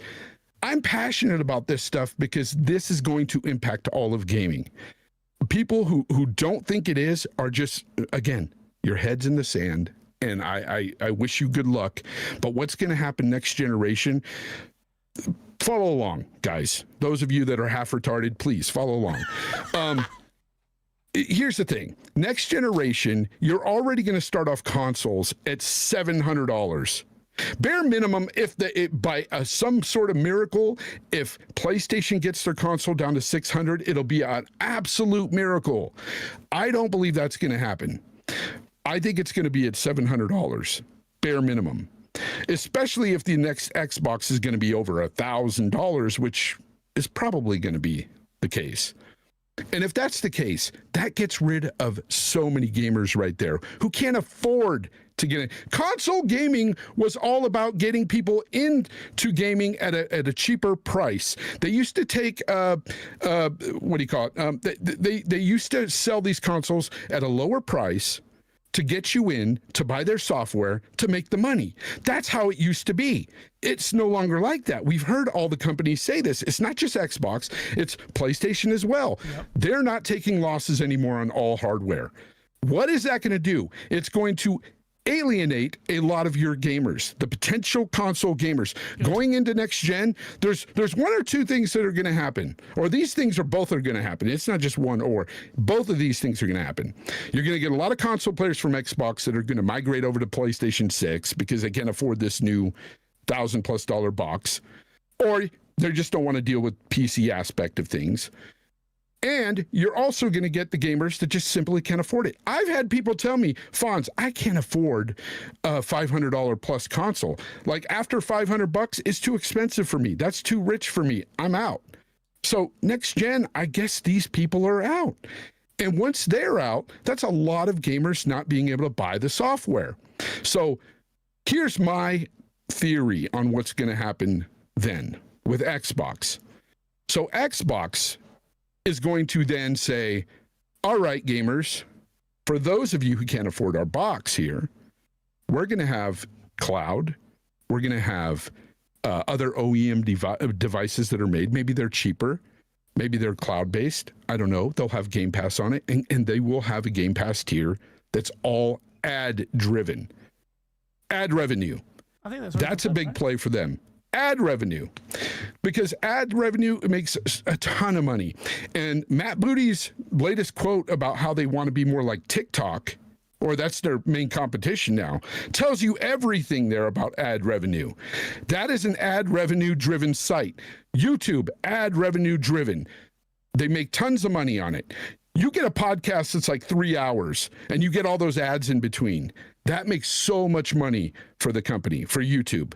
You do that for a 30-hour game, imagine the freaking money, especially when it sells over 1 million copies and people are playing the game. That would be insane.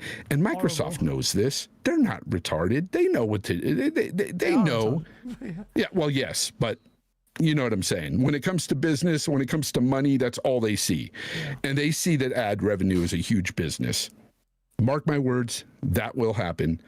Outside of that, I just don't think I see good things ahead for Microsoft. I don't want to see people getting laid off. I don't want to see studio closures, but I see that because everything I've heard coming out of Microsoft is they want the safe bets now. They want the big games that make them money.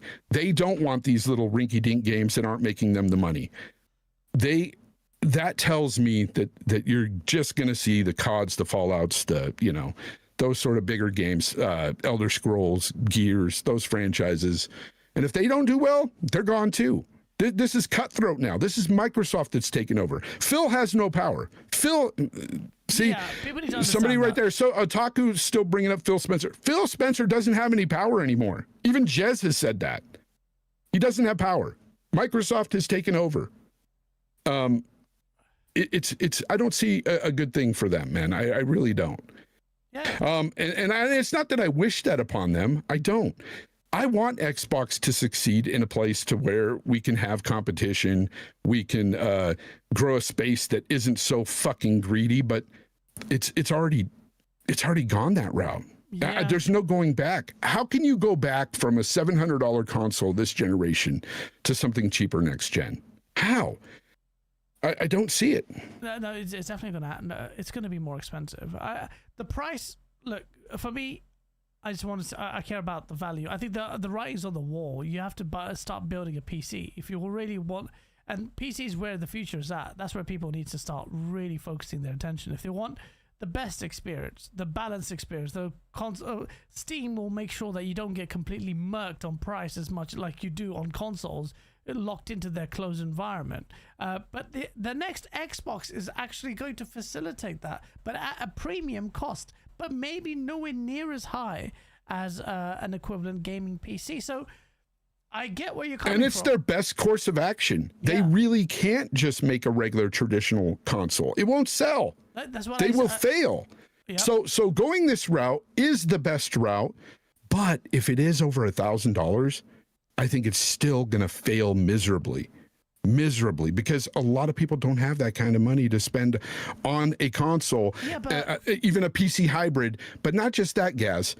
You can buy a 5060 pre-built right now for $870. Okay. Like you could buy a 4070 PC right now pre-built for $1,400. Why the hell would you spend $1,200 on a Xbox/PC hybrid that's less capable? Well, and I don't mean capable in terms of graphics or anything. Capable in terms of you can do a lot more with it. You know what I'm saying? I just don't see that, especially if it's Windows-based. If it's Windows-based, you know you're going to have issues regardless if you're on PC or if you're on an Xbox PC hybrid. It doesn't matter. There's going to be issues there, 100%. You're going to have crashes. You're going to have freaking the Windows thing to deal with and all this stuff. Like, it's going to be there. Yeah, but I think the hybrid console also does serve a purpose. Look, we know Xbox is third-party now. They're basically a third-party publisher. But they're still in the hardware space, and that's good. And a PC hybrid premium device is actually good. Like, that's what. Look, no one is buying Xbox at the consoles. right price. At the right price, you're 100% right. I believe it. At the right price. At the right price, I could see getting one for the living room, right? I could see but.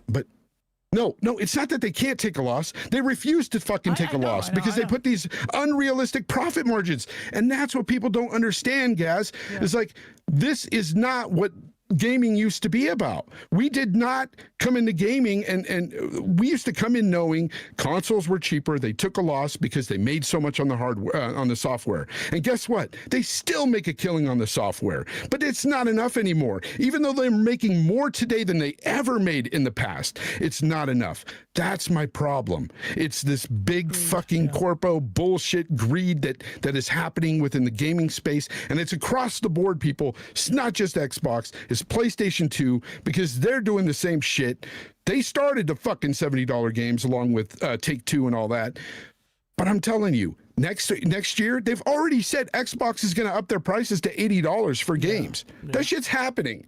That's going to be a thing. 100%. PlayStation immediately follows suit. Everybody's going to follow suit. So what does that do? It impacts the entire industry. It impacts me and my gaming prices, even on the PC. That's what I'm getting at. It doesn't matter if I don't own a fucking Xbox. It doesn't matter if you don't. This will impact the entire industry. Everything they do impacts the industry. I don't know what people don't understand about that. Instead, you're going to sit around tap dancing saying, I'm eating good over here with Game Pass games and blah, blah, blah, until you're not. Well, until you're fucking not. I've got some super chats addressed to you. I just want to make sure you tackle them. First of all, we've got Curly Loke 98. Thanks so much for the $5 super chat. He goes, Xbox has been merging consoles with PC into one ecosystem. The hybrid will cost more than a PlayStation, but less than a PC 5070 Ti, basically. Everything is on Xbox. And I think there's a massive value in there, Fonz. Like, you don't want to spend around tinkering for a lot of people. They don't want to build their own PC. They don't want to do that. Having an environment like the Asus kind of gave us a glimpse of, where you can just load Steam and it has almost console-like user interface, along with an Xbox One, is a really strong play, I think. And I think, yes, I'm not expecting to sell masses. It's a premium device. No, you're talking about you might sell close to 10 mil at best over the generation, over the freaking generation. That's not even. Yeah, but we know that third-party phones, that PlayStation exists. All of Xbox's games are going to be on PlayStation, right? I think all this will do, honestly, is going to move more people to PS6, and the people that can't afford it are out. Period. Absolutely. That's it. PC and PlayStation. That's where all of Xbox's remaining 30 million, most of them will go, and a small chunk of the dedicated few will go to this hybrid device. If the hybrid device is good, though, and that's a big if, delivered and executed well, it could make some waves. Now, I'm just saying. Depending on price, I'm saying that. Depending on price, I'm going to stick to that. But I also price is huge here. Software and the hardware as well. How you? Of course, but price has to be realistic. Okay. We got Buck addressing you and the comment you made earlier with a $5 super chat. Right. It says Game Pass this year. Ninja Gaiden Black, great game. Ninja Gaiden 4, which I need to play. Avowed, shit. Expedition, absolutely. Outer Worlds, Silk Song, Gears Reloaded, Doom, Oblivion Remake, check Metacritic. What's mid, Fonz? That is a very Metacritic doesn't matter in this case. And honestly, you have to look at, because the more important play for them is to make money, right? But the more important play for them is to sell. He's not talking about sales. He's talking about what you called it. You said Game Pass is okay. Because personally, for me, most of those games are mid. I've tried most of those games. I don't like them. There are two games. There's two games. Here's the thing. No. Subjectively, that's what. When I say games are on Game Pass are mid, that's me saying they're mid. And objectively, if you look at sales, that's a different story. But it coincides with what I'm talking about. They don't move the needle. They don't fucking sell. So why are they there? Microsoft will get rid of these studios that aren't fucking producing. I'm telling you right now. And by producing, I mean bringing that money in. You guys are ignorant if you think that anybody is safe at Microsoft. So it's the sales that you're concerned about more than the quality of the game? No. I'm concerned with that for the future and how it impacts everybody, all gamers. And the studios and all that. That's what I'm saying. But when I talk about mid, I'm talking about for me. I don't feel that Avowed is a great game. I thought it was very mid. I could not get through that thing. I put it down. That's Avowed. Also, the only games that I really liked this year from Game Pass, and I didn't play it on Game Pass, mind you. I have not been subbed to Game Pass this year. I played Expedition 33.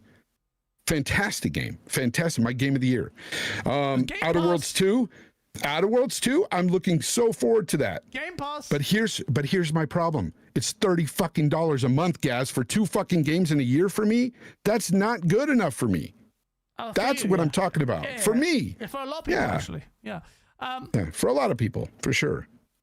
So, look, I find it hard for us to argue that Xbox haven't delivered the games. I played Oblivion before, and I did not feel like playing through Oblivion again. Doom, this latest Doom, was not as good as even the one before it. I could not finish it. Is it safe for me to say that you have a very demanding and very specific taste in games?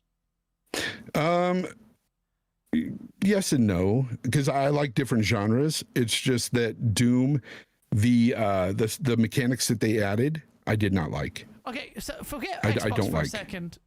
What about the other 2 platform holders? Have they delivered anything this year that you thought, amazing, incredible, and the kind of quantity? Has PlayStation done anything like? No, not yet. But we're focusing so much on Xbox. PlayStation hasn't even come close in terms of the quality. Because we're not even discussing PlayStation. I've talked about PlayStation not delivering. I've talked about that. I don't know if we're going to get into that again, but we're talking about Xbox here. But I've talked about that at length. I don't think they deliver enough either. Advocate because yeah. I've seen the chat and they do make some good points about. When I look at it as a whole, and I'm not looking at Xbox as a platform, I'll be honest with you. I've resigned to the reality of what Xbox is. But as a publisher, they released really good games and Game Pass. But pre-price hike was amazing. Now I've fucking wasted time. But that's for me. PlayStation. Aren't they, Xbox gets into the firing line for obvious reasons. But PlayStation has coasted the entire gen, and they're the market leader. They are not even working as hard as Xbox. Yeah, because they've got that mind share. That's plain and simple. Everybody who thinks gaming immediately thinks PlayStation or Nintendo. So why are we not focusing on PlayStation's missteps? Because we can see why they don't produce enough. They don't have enough studios, for one. They just don't. But that's a fucking crazy They don't have as thing much. to say. They don't have as much capital than fucking Xbox does. Xbox doesn't need to nickel and dime people. I don't know why we're switching the conversation over to PlayStation. PlayStation is doing what they fucking can with what they've got. This is an extension of what you were saying. Even if it's not good enough. Because Xbox has bowed out of direct competition. Yeah, it's going to get worse. Yeah. PlayStation can make it worse. You're right. PlayStation, it has been making that. This is my point. Yep. This is why I've been so freaking bullish on this, and so like completely focused on Xbox as a competitor. Because look at the landscape. Hardcore PlayStation fans may just sit there and guzzle up this whole third-party business, whilst they have spent the entire generation excusing PlayStation's mid-performance. The reason why I'm so mad at Xbox is it has an impact on the entire gaming landscape. And we are focusing so much on Xbox, rightly so, because you are right. A $1 trillion company doesn't need to nickel and dime, doesn't need to scrounge. And the worst part is, they took advantage of a lot of Xbox fans. Content creators. But I would argue that despite them being in last place, Xbox are more of the trendsetter for the industry than PlayStation. Really? And that's the problem I have. Yes. Really? The way they're making moves. Okay, let me tell you right now. I'll prove it to you. Xbox started putting games on PC. Nobody thought PlayStation would do it, but they saw what Xbox was getting. They did it. There it is. Fair point. And in the future, you don't think that PlayStation's going to follow lead and put day-and-date games eventually? I do. Yeah. I 100% do. I think so too. And you don't think that they'll go multi-plat someday if they're fucking not making the numbers? I do. Multi-plat with whom? There's nothing. Only Nintendo. Xbox is not there in that same kind of space. But it's not. It's no longer about their sacred consoles anymore. They've even said this themselves at PlayStation. This is about just making as much money as they fucking possibly can. That's what it's about. And as a corporation, I understand your play, but don't be fucking over your gamers while doing so. Like, you're consistent, and gamers, speak with your fucking wallet already. Stop buying into the bullshit that these companies are fucking throwing at you, PlayStation or Xbox. I don't get why you guys continue to get railed and you continue to throw your hard-earned dollars at them. Fuck them. That's the funny part. That's why I got to PC, because I'm watching the peasants scrap now. I've seen it. My eyes are awakened. The scales have lifted from my eyes, and we're seeing the battle of mid and take place in front of us. I feel like, and this is why we focus so much on Xbox, because the answers to me was that Xbox, not maybe while they are a trendsetter, actually, though you're correct, is that Xbox could have changed so much by being a real competitor. Well, remember just a couple of years ago when Xbox was actually getting good articles written about them. They were the quote-unquote good guy of the space. Start this gen. Yeah, and then all of a sudden, they just kept starting to step on these fucking rakes. Yep. Every time they'd have something good to come out, another rake. You'll notice that, and it's so weird how they'll have, like, new games drop, step on a rake. Yeah. It's like, it just so happened with Outer Worlds 2. They freaking dropped the embargo on the reviews. They stepped on a huge rake. It's constantly fucking happening with them.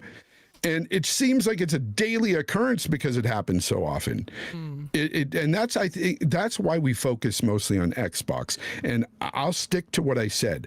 I see them more at being the trendsetter going forward. I've already told you why. My mic is not loud. Oh, sorry. Apparently my mic is not loud. Sorry.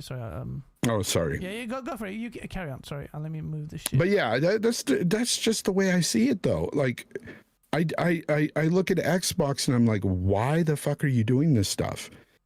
It's Microsoft, though. I mean, when has Microsoft ever like put out a product and really freaking made it amazing for people In terms of hardware? in terms of hardware. I can't. I don't know. They've gotten rid of a lot over the years. The Windows Phone. They've gotten rid of several things.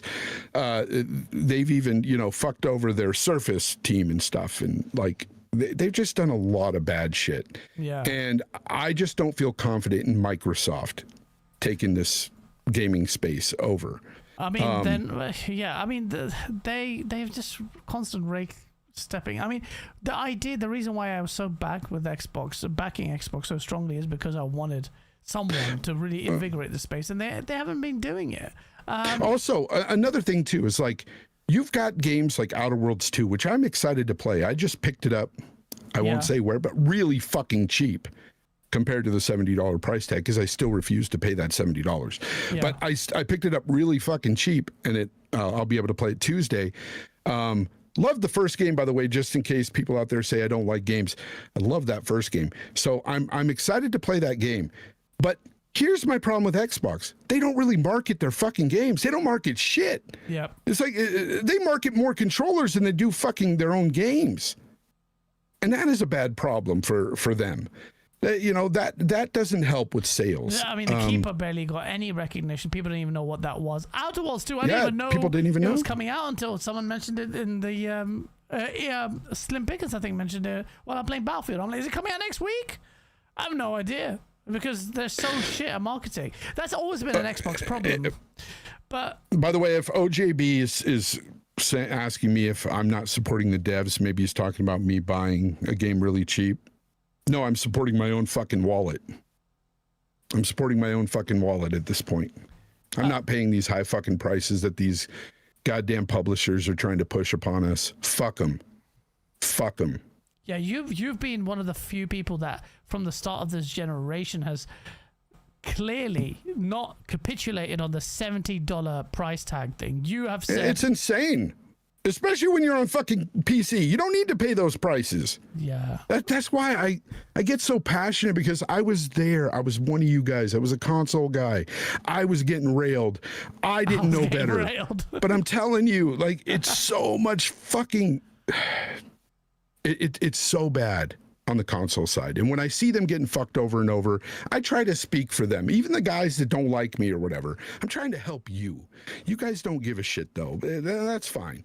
But honestly, like, at the end of the day, this is about being a consumer. This is not, we are not the fucking corporations. Yeah. We are the consumers. We should worry about our own fucking wallets, not what these fucking publishers are trying to push upon us. Here's the thing, OJB. The freaking developers already got paid. By the time the game is out, this is on the publisher. This is what's not given to the publisher. I care about the fucking developers, but they were already paid. Fuck the publisher. Oh, I have strong words, man, but it makes sense. It's just right. It's just the facts, though. It's just the facts. We've got Face 23 Brooklyn, New York says next gen Xbox hybrid will be a niche product, Gaz. Yes, it will, but it will be a powerful one. Based on everything that said, it will be more powerful than the PlayStation 6. Will that make you happy, Face? Because I know for a fact you suck off that Digital Foundry graph. It's not going to be nice for you.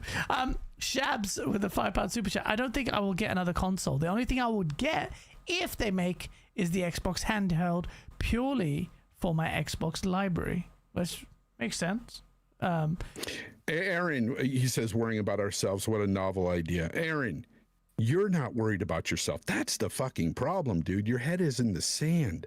There's a lot like you out there who don't understand what the impact of all of what's going on right now at Xbox is going to trickle down to everything else.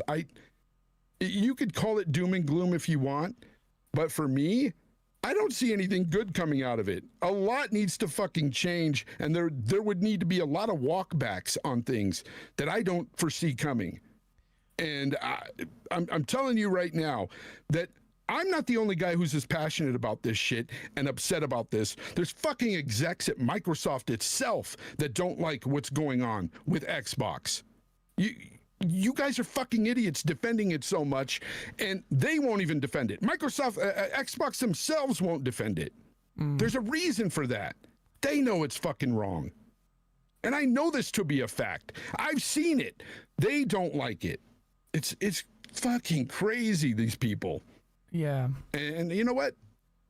Whatever. You deserve what you get in the end. And I will, I will sit there with Gaz and I will laugh with my pop. And Xbox is king. I will laugh. This is for you. Bro, I will sit there with popcorn and laugh at these fuckers that had their heads in the sand. The other guys who were worried about this shit, I'm with you.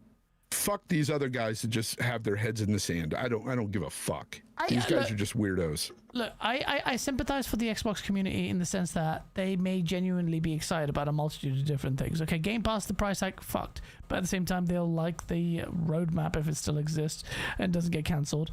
They'll like the idea for premium next-gen hardware. They've already invested into the Xbox ecosystem. And as you have said, PlayStation has sat out this entire fucking gen and haven't done anything. So for the hardcore Xbox fans, that's again, just like I say, there's mid games in Game Pass. That's just an opinion. Same thing, yeah, for that's you. Same for me. I think generally PlayStation guys being, Astro Ball won Game of the Year. Oh, this for the noise of the first with 1.5 million sales, exactly. Yeah. And then you have what was the game that you loved? That's Soros. Yeah, Returnal. Soros is the Returnal. Yeah. Returnal. A lot of people say that's a fantastic game. Didn't sell shit.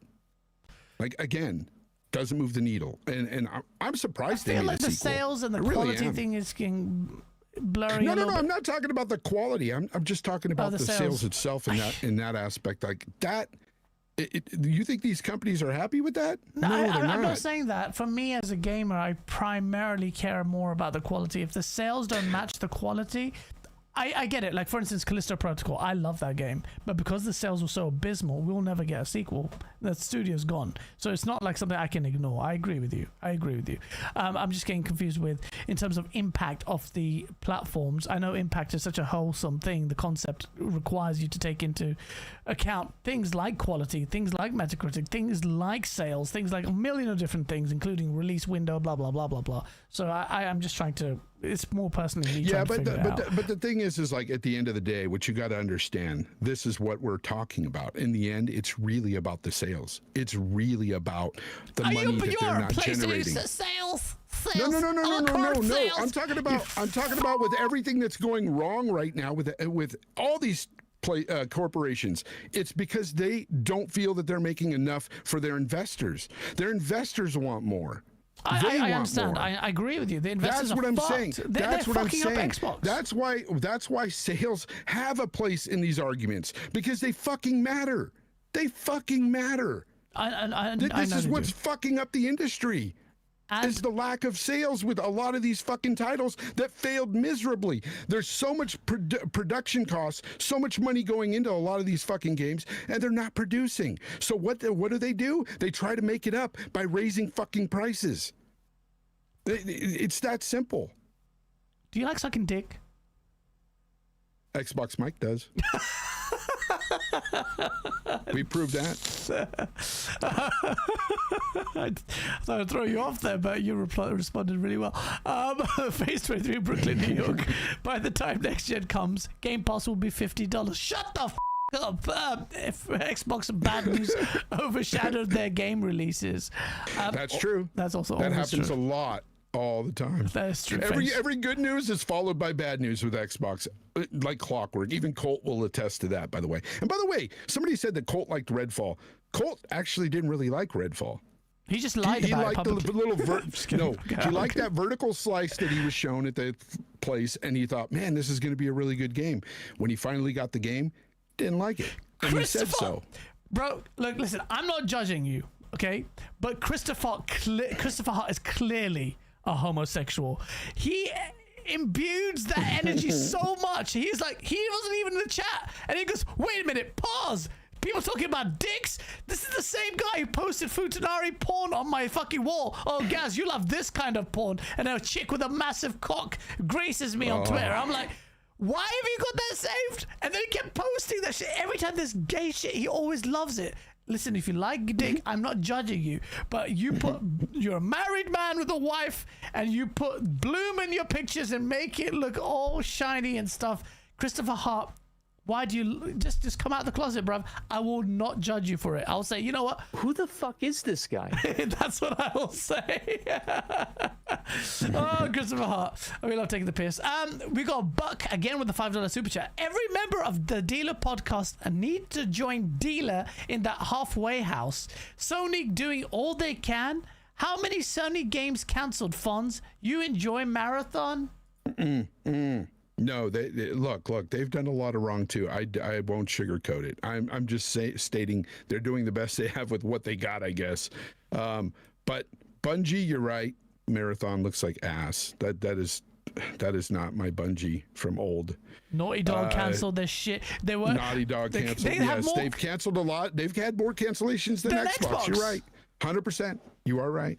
You are right. Recency I bias, concede to people. that. You are 100% right on that. Recency bias.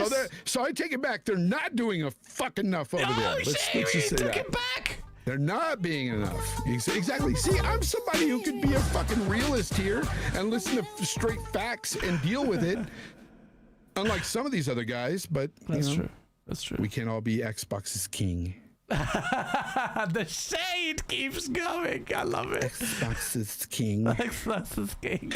My liege, may I have another? Xbox's king, that name, Marv. Solitech, huge shout out to Fonz Gaming. Please like and subscribe. Shout out to Solitech, and please smash the like button. Come on, man. Listen, if you're a bot or a pony or whatever the hell you are, or Christopher Hart in the closet, smash the like button. Come on, man. We love the banter. We got Face 23 Brooklyn, New York with a $20 super chat. Goes, Gaz, Sony don't have to do anything. Xbox is destroying themselves and their goodwill with the Xbox fans. Reputation, market share, next gen. Most Xbox fans will switch to PC or PlayStation 6. I agree with you. The same way the 360 gamers switched to PS4. I agree with you. I agree with you. Now, let me ask you something, Gaz. Do you think the mind share is still there for PlayStation because, you know, despite all their faults as well, because Xbox is fucked up so much? The reason why It PlayStation has the continuously mind does. share is because it's a brand name. It's like Kellogg's. And Xbox had the opportunity to take both PlayStation and itself to a few degrees higher, where we were fighting over some gourmet shit. But what happened? PlayStation ended up staying as Kellogg's because Xbox kept freaking shooting itself in the foot, breaking all its promises and not being a viable competitor. So this is what PlayStation's brand name. PlayStation's like Kellogg's to me. The PlayStation guys were like, oh, look at that. We're a la carte sale, a la carte. That fucking word, a la carte, from Colin Moriarty's mouth. A la carte sales. So like, shut the fuck. It's Kellogg's. It's cereal. I mean, fucking gassed up. Oh, Ghost of Yoda, they have a wank over the sales of it. And it's like, you're fucking crying. Okay, you sold some Kellogg's cereal. Bruv, you are not the height or the peak of creative greatness in this space. That's the reality of it. PlayStation guys have this fucking false idea that PlayStation is at the apex of creativity. You notice idiots. every time. Do you notice every time a PlayStation game comes out, doesn't matter what it is, it's always Game of the Year contender to win. Yeah. Game of the Year, Game of the Year, and it's like, bro. I played some of these games and they are definitely far from Game of the Year. Yeah, Ghost of Yota I'm waiting on, by the way, for the PC version, so I can buy it cheap yet again. Yeah, I'm gonna wait for the definitive edition. Thank you, PlayStation. No, guys, you know the reason why I'm gonna do that? So I can get the Antifa chick out of it and mod it. Put another person's face on it. Yep. That's why I'm going to wait for the PC version for mods. I'm going to mod her completely out of the fucking game. It's going to be glorious. I can't wait. Can't wait. Oh, shit, man. Ghost of Antifa getting catching Ghost strays. of Antifa. Yep. Oh, man. Because it looks like a fun game. Don't get me wrong. Without her, it would be amazing, I think. I'll definitely play it. I was thinking about pulling the trigger, but I have so many games to play, and I want to play the definitive edition on my PC. I can wait for PlayStation games, barring one, which is Saros. I really can't wait for that because it's very niche. Have you? Let me ask you something. Since you got your PC again, have you ever started modding again and putting like different characters instead of the one in the game? I did that with Cyberpunk. It was really good. Yeah, you can do really cool shit. I might do Red Dead, but I want to play Red Dead properly. But there's some of the mods on Red Dead are insane. Oh, I played a whole playthrough modded on Red Dead and had cool ass shit in that game that I never thought was possible to be in a game that's already been out for so many years. But modders are incredible with what they can do. Yeah, they're amazing, man. You know what? The start of the year was okay. The middle of the year with my business stuff, I have not gamed at all. Nowhere near as much as I Colt get. said And he's now- gonna mod the Star Wars Outlaws chick's face onto Yote. He's good at modding people's faces onto other people's faces. Oh man. Rambling. Entertain, thank you for the $2 super chat. Microsoft, destroy AAA and Gaz's soul is yours. Do By the way, shout out, I didn't say anything when you read Soil Text, but shout out to Soil Tech. Good guy. Talk to him often. Solitech? Yeah, he's a really nice guy, Yeah, man. he doesn't have his head in the sand. Yeah, He sees shit. I always say Solitech. It's always Soiltech. Soil Tech, I think. Yeah, I don't Soiltech. know. I call him it's Soiltech. I yeah. just say Solitech. I don't know why. Because you're dyslexic. That's Yeah, why. that's probably why.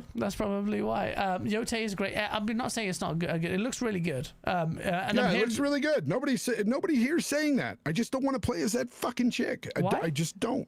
Do you think just she's don't. ugly or something? No, because she's freaking Antifa. I don't want to play as her. Antifa's I what? don't like- Anti-fascist? Yeah, no, I just, well, the whole idea of it is just fucking madness these days in America. It's a totally different I'm thing. oblivious to it completely. I know that yeah, she was it's- she was anti-fascist. I'm like, isn't that a Here, good thing? it's about a bunch of jackasses running around, fucking just destruction. That's all it's about. Out here. It's okay. fucking, I'm oblivious to it. it's awful. I'll bow It's out awful. to it. I just saw the Ghost of Antifa things and I thought it was just funny. I just thought, okay, is this like some... Not trying to turn your show into a political thing, It's but yeah, fine. I don't give a shit about her. And I usually can, remove politics from games and stuff, but fuck her. Shit, okay, she did some crazy shit. The actress, I remember now. Yeah, she always had this weird, okay, just from an outsider kind of looking into this whole like West Americans thing. She was saying some weird shit, man. I was just like, it's very strongly laced. Like, I don't know what it was. I'm like, I mean, I'm not very pro-establishment, but I'm not exactly like that crazy. But yeah, did she come across some of her thing that set people No, off? I'm not pro-fascist. I'm pro-sanity. That's what I am being, Henry. Pro-sanity. These people are not fucking right in the head out here. So the You don't know. definition You're is not around these Antifa is fucking people. anti-fascist. Trust me. You don't have, so you're not you're not I'm pro-fascist. not anti-fascist at all, but they don't even know what fucking fascist is. These Antifa people out here, they're the epitome of the opposite of anti-fascists. All right. They want to shut down people's right to speak, right to fucking have laws in their fucking country. They're totally against what they fucking preach. It's comical. Can you give me It's examples of it? disingenuous. Okay, but we can talk about this later. I don't know what it is. Yeah, no. Let's not turn it into. It's a bunch of weirdos like Christopher. Is this a bunch said of out weirdos here. just scissoring themselves? Pretty much. I'll send you some things about these people. I will. I'll send you some things. They're fucking insane. They're insane? Okay, fair enough. They're insane. Fair enough. Yeah. Joe Fonz, man, you're too funny, man. With you, the podcast could be we're talking about sales, and then bam, we're talking about fascists. We could talk, bro. That's the thing, man. I've lived a long life already. If I die tomorrow, I've seen a lot. I can fucking talk a lot about a lot of shit. I've been through a lot. It's fun to just talk on a podcast, man. I don't care what we talk about necessarily. Yeah, listen, chat. You should see our group. Our group chat is fucking wild, dude. It is fucking ridiculous. If you guys think, oh no, we sit on one side, no, we have like a spectrum of views. Like ridiculous. Left leaning here, right leaning here, arguments here. Oh my god, we'll get cancelled just leaking that stuff. So don't feel like we sit on the And by side. the way, I'm totally against the far right as well. I don't like the far left bullshit, and I don't like the far right bullshit. I think it's fucking nonsense. It's on two both sides of the same coin, man. But yeah, I mean, because I've had some people in this community fucking just because I said I was a proud American, because I fucking am. I love America. They said, you're racist, Fonz. Oh my God, you're fucking racist. Yeah, but that's because you were having a wank over Charlie Kirk, and I felt like No. I was talking about that, but I said I was a proud American on the show, and immediately they didn't like that. Oh, really? No, you can't be proud. You can't be But a proud Americans American love and not your be flag. racist. I saw American flags on so many houses. Do you know how weird that would be? Although I say that now, Do they do that at all in the UK? They didn't do that, bro. Not at all. Nobody's not proud at all. Except for last 2 months when Tommy Robinson's doing it. So a bunch of racists started putting up the flag. I have no issues with it, but I'm like, you didn't do it for God knows how many decades of my life. You started doing it now. But yeah, it's very weird. Like that patriotism is an American thing. But I like it. But you know, to me, I liked it not because of the patriotism itself. I go to America and I see all these American flags. It's like being like the movies, like these beautiful towns in San Diego, and I saw all these American. Yeah, but let me ask you something though, it's and I want you to be real. Yeah. Wouldn't you rather live here though?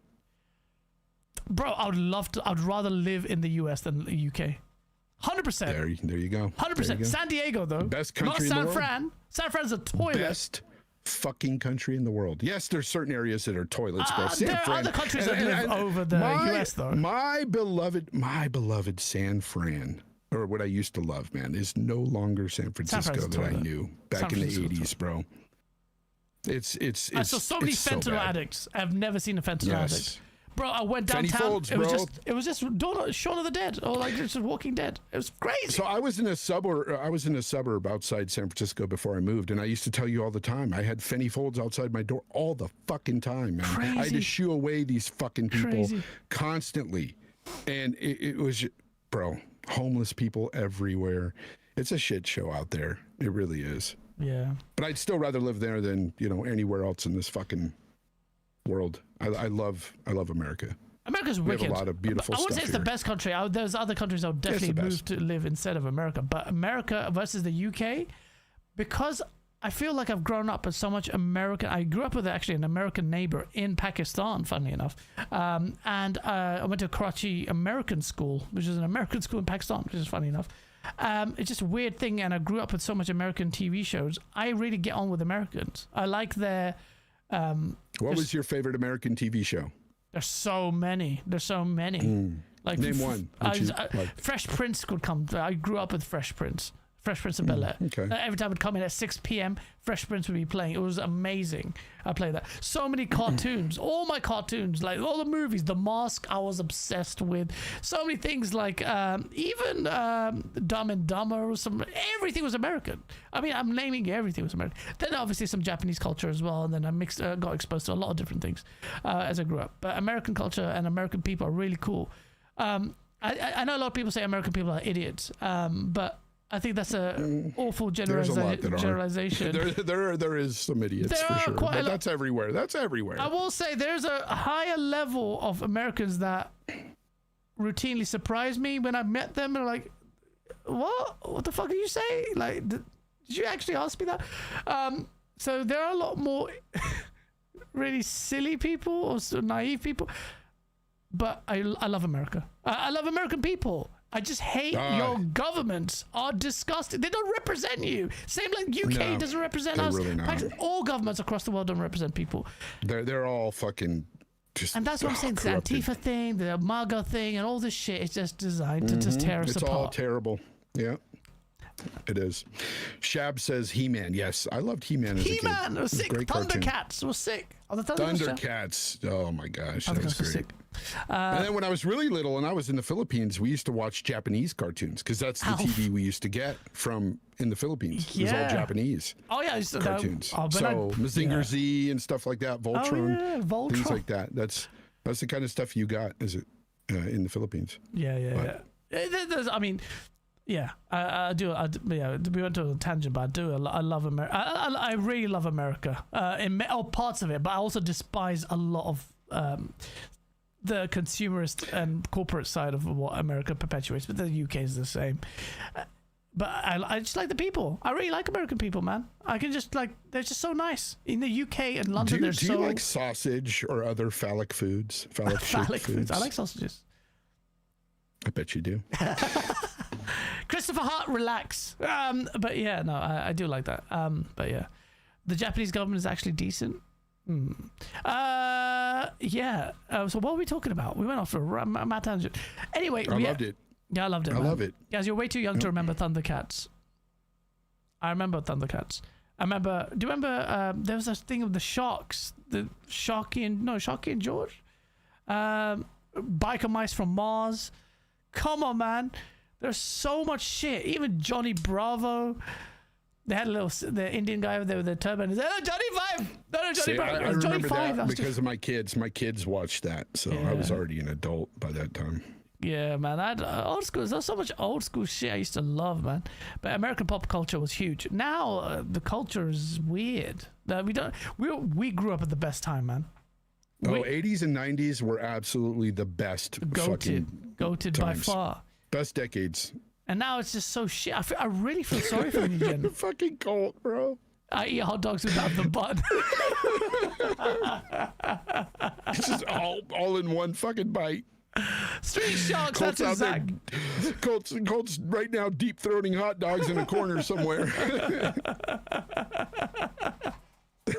Damn. Freaking Colt with the zinger. Oh, Colt, man, he loves sucking dick. Yeah. Toonami. Yeah. Only Xbox dick. Yeah, he loves it. You can't get most of it. Yeah, I'm playing Colt. I love you. Colt. No homo. Listen, we've had Tim Dog on a bit of a spree right now. He feels reprieve. He feels vindicated for his excommunication. And he's going to continue to be vindicated when more happens that he's stated. I don't want to say too much because Tim's divulged certain information to me that I've seen that I know is true. He's right about a lot. Let's just say that. No, he's Not a everything, crazy but character. Yeah. I like Tim. Tim's a good dude. He's a friend. Beer Barrett says Gaz is a typical example of an outsider thinking all of US looks like California.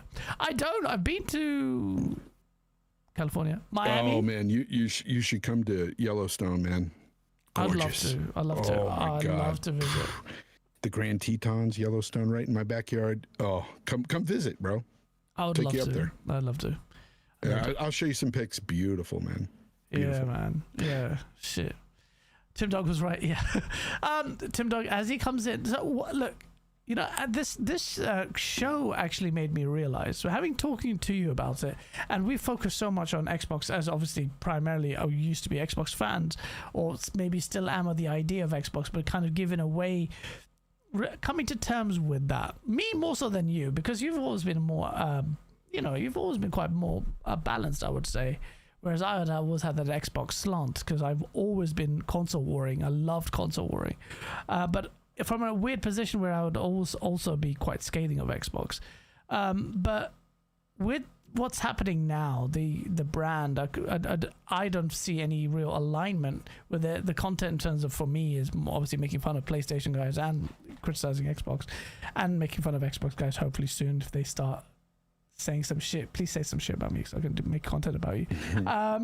But it's just, I think generally, look, Xbox as a publisher is going to hopefully carry on doing stuff, but I feel like they're going to start when the things that we're talking about come to a head, that will break the camel's back. I don't see a lot of level-headed, reasonable people waving the Xbox flag like they did previously.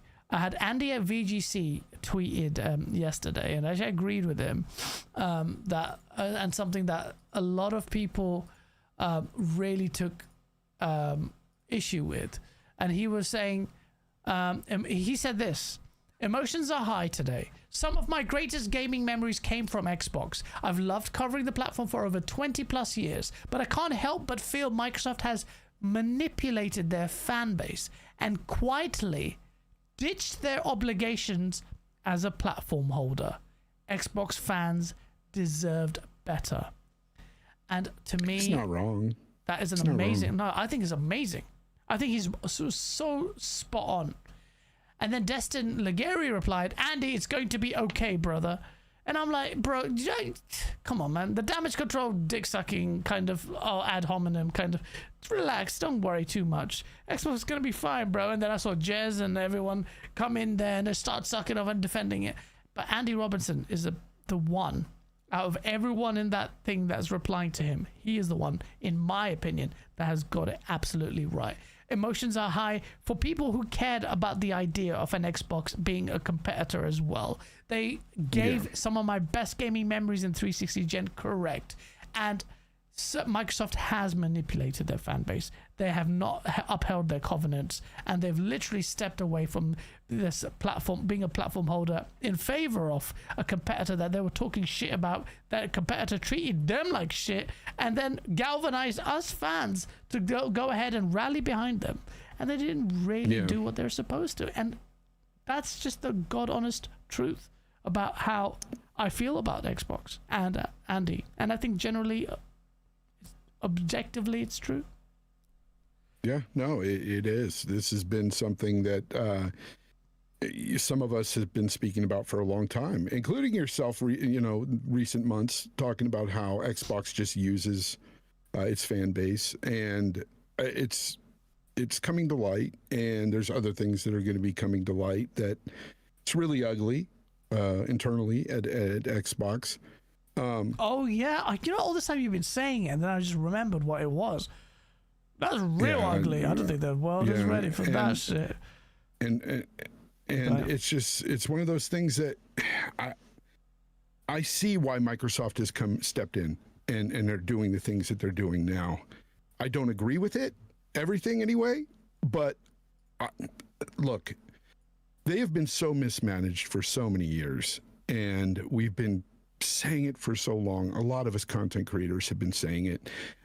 Just looking back, and this is the thing, I don't understand why some people that still have their head in the sand don't look back to all these articles that were written about things going on within Xbox Studios and understand that all this is a culmination of nothing but mismanagement happening there. And it starts at the top. That is something that I've tried to press on people to understand, that this is not an easy fix. This is not something like you can just throw one guy in there and he'll fix everything. That's unfair. Most of the Xbox upper management, most of their executives, their staff, are just not capable of handling all these studios. Let's just say that. They're just not. I don't know what's going on with Matt Booty and like why he hasn't really, we haven't even heard from him in a while. And until yesterday, we see the quote where he's like, our competition is TikTok. Like, what have you been doing with these studios? Like, there is still shit going on at these studios. Just because articles aren't being written right now about them, one guy who just wrote the article and busted out the whole 30% profit margin thing, Jason Schreier. I have confidence in Jason Schreier to actually dig deeper and find some of this shit soon. Okay. I think if anybody busts it open, it's going to be Jason Schreier. I think he's going to be the one to do this. It won't be Jazz. It won't, because I'll be honest, they use Jazz as a mouthpiece. Jazz is being used as well. That is just something. Jazz is the guy that he'll hit up Microsoft. They'll give him the PR frickin' speak.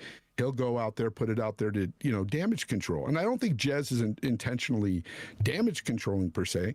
He's just giving the information he's being given. But it's not always the truth. It's not always exactly what's going on behind the scenes. I think if anybody was to bust it open, it's going to be Jason. So you trust Jason Schreier over Jazz? Mr. Volus, unless he wants to say the guy who kept it. I'm talking about Jason is the type of guy to look for that dirt and then sell his book and not mention the sexual exploits. And this isn't a dig on Jez, but there's some self-preservation here with Jez. He does run a site, Windows Central. He does have Xbox is a big part of his livelihood. I agree with you. That's the problem there with Jez. And Jason it's is not also nothing not against him. Jason is also not averse to self-preservation to the point where, with Activision Blizzard King, the whole Activision Activision of sexual harassment stuff, he reserved that until he sold his book, if I remember correctly, right, chat?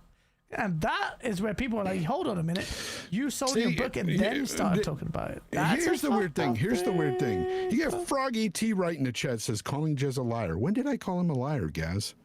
I didn't say he lied about shit. You didn't say that. I said that he's being given information by PR and he's just putting it out there. You didn't say that. I don't know where he got it. Some people don't. Some people hear what they don't think. listen. They hear what they want, bro. He quite clearly said that. He goes like quite clearly said they tell him the wrong stuff. They feed him the wrong information. They feed him information that may not be 100%. Could be 60%. These are Fonz's views, by the way. They don't mine. Yeah. These are my views, but this is what I see. And I agree with Fonz. And I agree with Fonz. But I don't think Jez would intentionally do something like that. No. Jez is a good guy. Jez won't do it. There's no way Jez will go out of his way to, or even remotely, to risk lying about the shit for clicks in that. No. But Jez, I do feel like it's not just a Jez thing. It's a general Xbox content creator thing. When they're in that circle, yes, they have all these like Xbox people nattering in their ears, using them. I think, but it's like no, it's nothing like I don't know, like weird, like oh this is like some sort of like Illuminati meeting. But maybe they have. I haven't come across a scenario where that's happened, Fonz. So I'm kind of making that up. But I don't know. I'm guessing. I mean, when I got apart from Colt Eastwood just sucks dick. No, just kidding. Sorry, Colt. Just go. Colt's been catching strays from me. I just feel like I don't know. I don't know what it is. But ultimately, maybe Jez is at the forefront of because he gets the scoop. But Jez was also at the forefront of pissing off Microsoft and Xbox by leaking stuff that they really disliked Jez. They also really disliked Rand for some of the stuff he said and some of the stuff he leaked.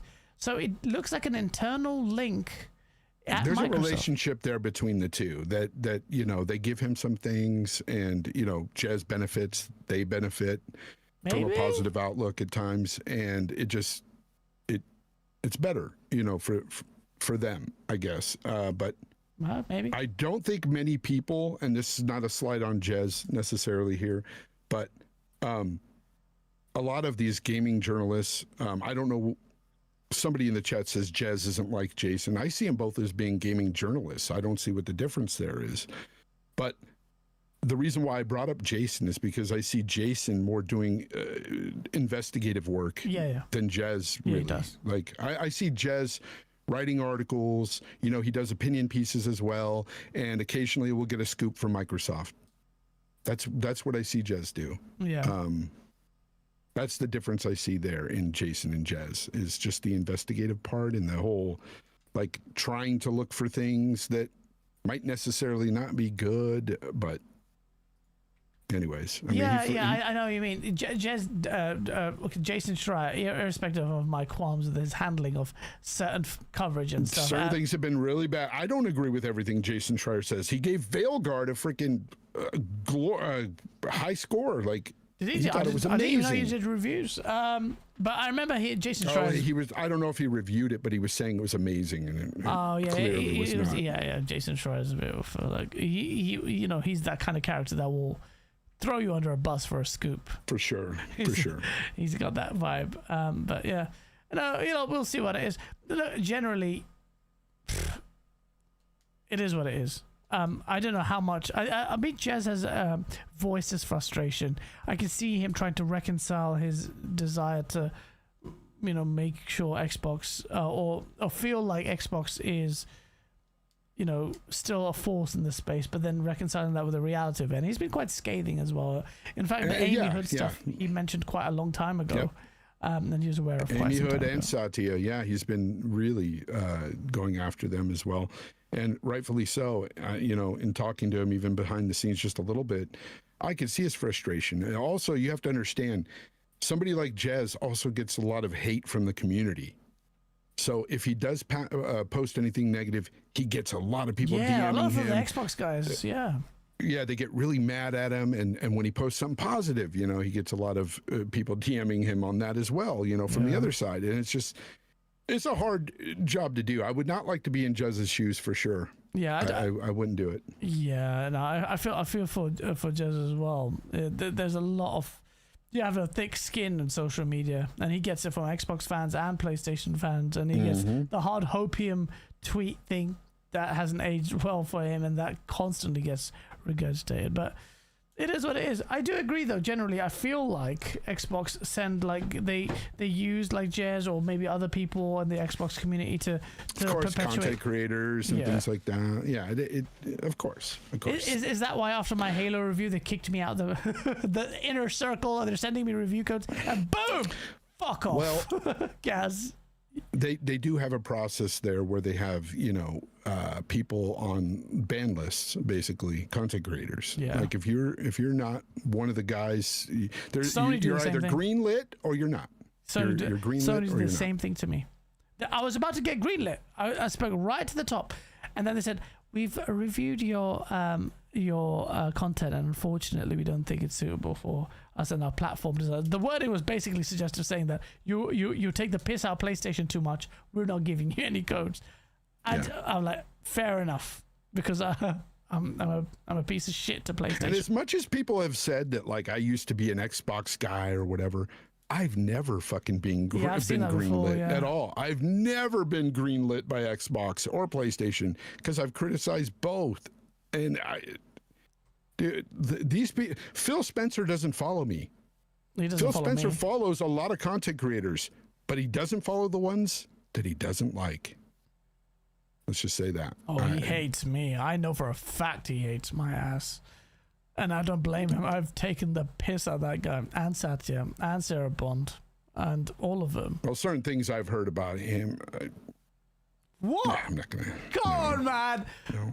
Go on, the Phil slander. I need that insider. I'll just say I don't care. I don't care if he doesn't like me. I don't. I absolutely do not. What negative stuff have you heard about Phil Spencer? I view him very differently than I used to. Let's just say that. I view him very fucking differently than I used to. Really? Look, okay. Yes. 100%. I'll tell you after the show. I'll tell you. Shit. Yeah, chat, I'm about to get the scoops. I'm about to get scoops of what Phil Spencer really like. He's into like bondage and shit. No.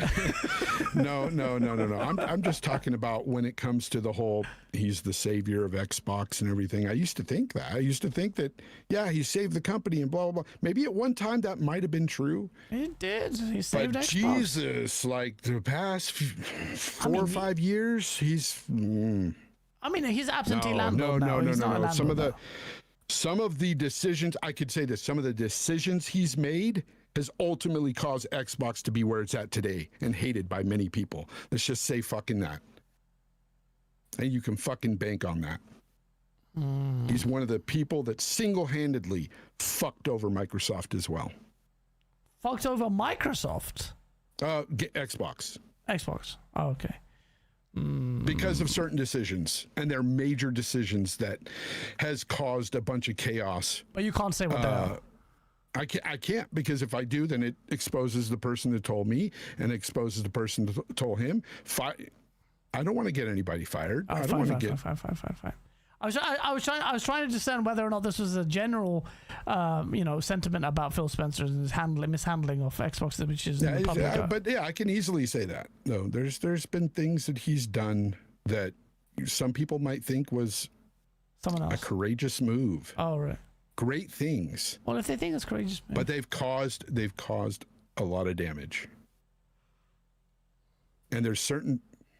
But Phil Spencer, what about my Phil Spencer song? There's certain people that. Hell, Spencer. Yeah. Let's just move along.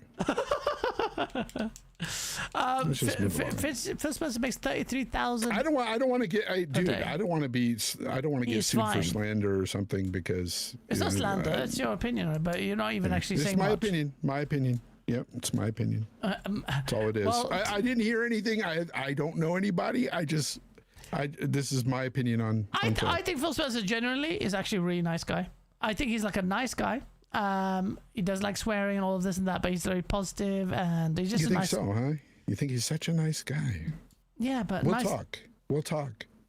He's an amazing guy. There's a reason, sir. I can't wait to hear him. There's a reason why certain I can't even say it. I can't even fucking say it. Yo, man, Phil, I was not ready for like Phil Spencer not being a nice guy. I thought we all agreed he was a nice guy. Just Yeah, I can't. Too nice. I can't do that. I can't do that to friends. Oh, okay, fine. Fucking hell, what the Opinions. hell? Opinions. We all have them. You haven't even shared them. Phil Spencer's amazing. Oh, hell, Spencer! You can't do that. Yeah, so, okay. I'm intrigued to find out what that little tidbit is about. But, look, all that aside, my opinion, as it stands before you tell me wherever you're going to tell me after the show, is Phil Spencer's a really nice guy. If I tell you. Will I have the same opinion? Because I don't know. I don't know if I can trust you. Oh, shit. Because you might come on here and just blurt it out one day. I don't think I'll do that because I can't do that. I'm not allowed to do that. So I'm well aware of getting done for. I've seen you do that before. We say things on the inside, and then I hear it on your show. You just blurt it out real quick. Yeah, but that's it's different. It's such an inside thing that most people don't know what the fuck you're talking about. But I know what Yeah, you're but talking about. I can get away with that. I know what you're I talking can get away about. with it because people don't even realize I'm telling love them that. some insider shit because I don't want them to know because they'll fucking write articles about it. So I have to make it really vague. Yeah, I absolutely know nothing about. Honestly, I was just fucking around. I don't know anything about Phil. I'm just fucking around, guys. I don't know. Phil's a great guy. I talked to him once. He was awesome. 2 hours in a party chat, and he was a great guy. But he never followed me. We had such a great conversation. He never followed me. It's almost Wonder believable. why. That's almost believable. Wonder why. Fuzzy Tomato says Gaz will definitely. That is believable. We did. We talked 2 hours. 2 hours. Me. It was me, Tim, Dealer, and that's it. And Phil. Oh shit! You guys have a full-on freaking gangbang. Oh yeah, hot dogs flying everywhere, bro. No buns. Sausage party, no buns. Oh well, that's crazy. Well, anyway, that's an interesting little tidbit there. I was going to talk about, but I'll wrap it up. While you're here, it's nice to have you actually on here. Thank you so much for jumping in as well. It's really added some memes and And I spice. usually can't jump in with you. I am busy on Sunday. But You've taken the today I was RDX like, slot. hey, let's go. That's nice. Yeah, I'm using the RDX slot from now on because RDX is never coming back. Yeah, this is a shame. It's how we came it's together. A shame. It's done. It's. I mean, people out here are always like, I miss Dealer. He'd be the voice of reason. Dealer fucking hates what's going on with Xbox. I haven't spoken Fucking to him for a absolutely while. hates what's going on with Xbox. Of course he does. You'd be shitting all over what they're doing right now. I'd love to hear Making memes against them and people just, I don't know. And that's not the reason why he's not here. He's not here because of, not or finding out that Xbox was going downhill necessarily or anything like that. He's just busy. He's doing other things. Yeah. He doesn't want to podcast. He doesn't want to do any videos anymore. Yeah. It's just clear. I've tried to talk him into it many times, and he just doesn't feel it. Yeah. Changes the subject. It's What's Xbox's King saying? I didn't who moderate. cares? I don't know. He says I moderated him. I haven't modded you. The fuck are you talking about? Why don't you? How about this? Xbox's King. How about we don't read anything you type unless it's in color? How about that? We'll only read your super chats. Why How was that about modded? Just didn't want me to get any limelight. What are you talking about? What was modded? I don't. I'm Is there even any looking. way? I don't. Maybe just. I swear, if there was a way to just change him specifically and just make him super chat only, I would do it if I were you. that would be amazing. Because he has a lot to say. You'd be rich. Yeah, I would. Definitely would. So next week is a fucking busy week, especially for someone like me.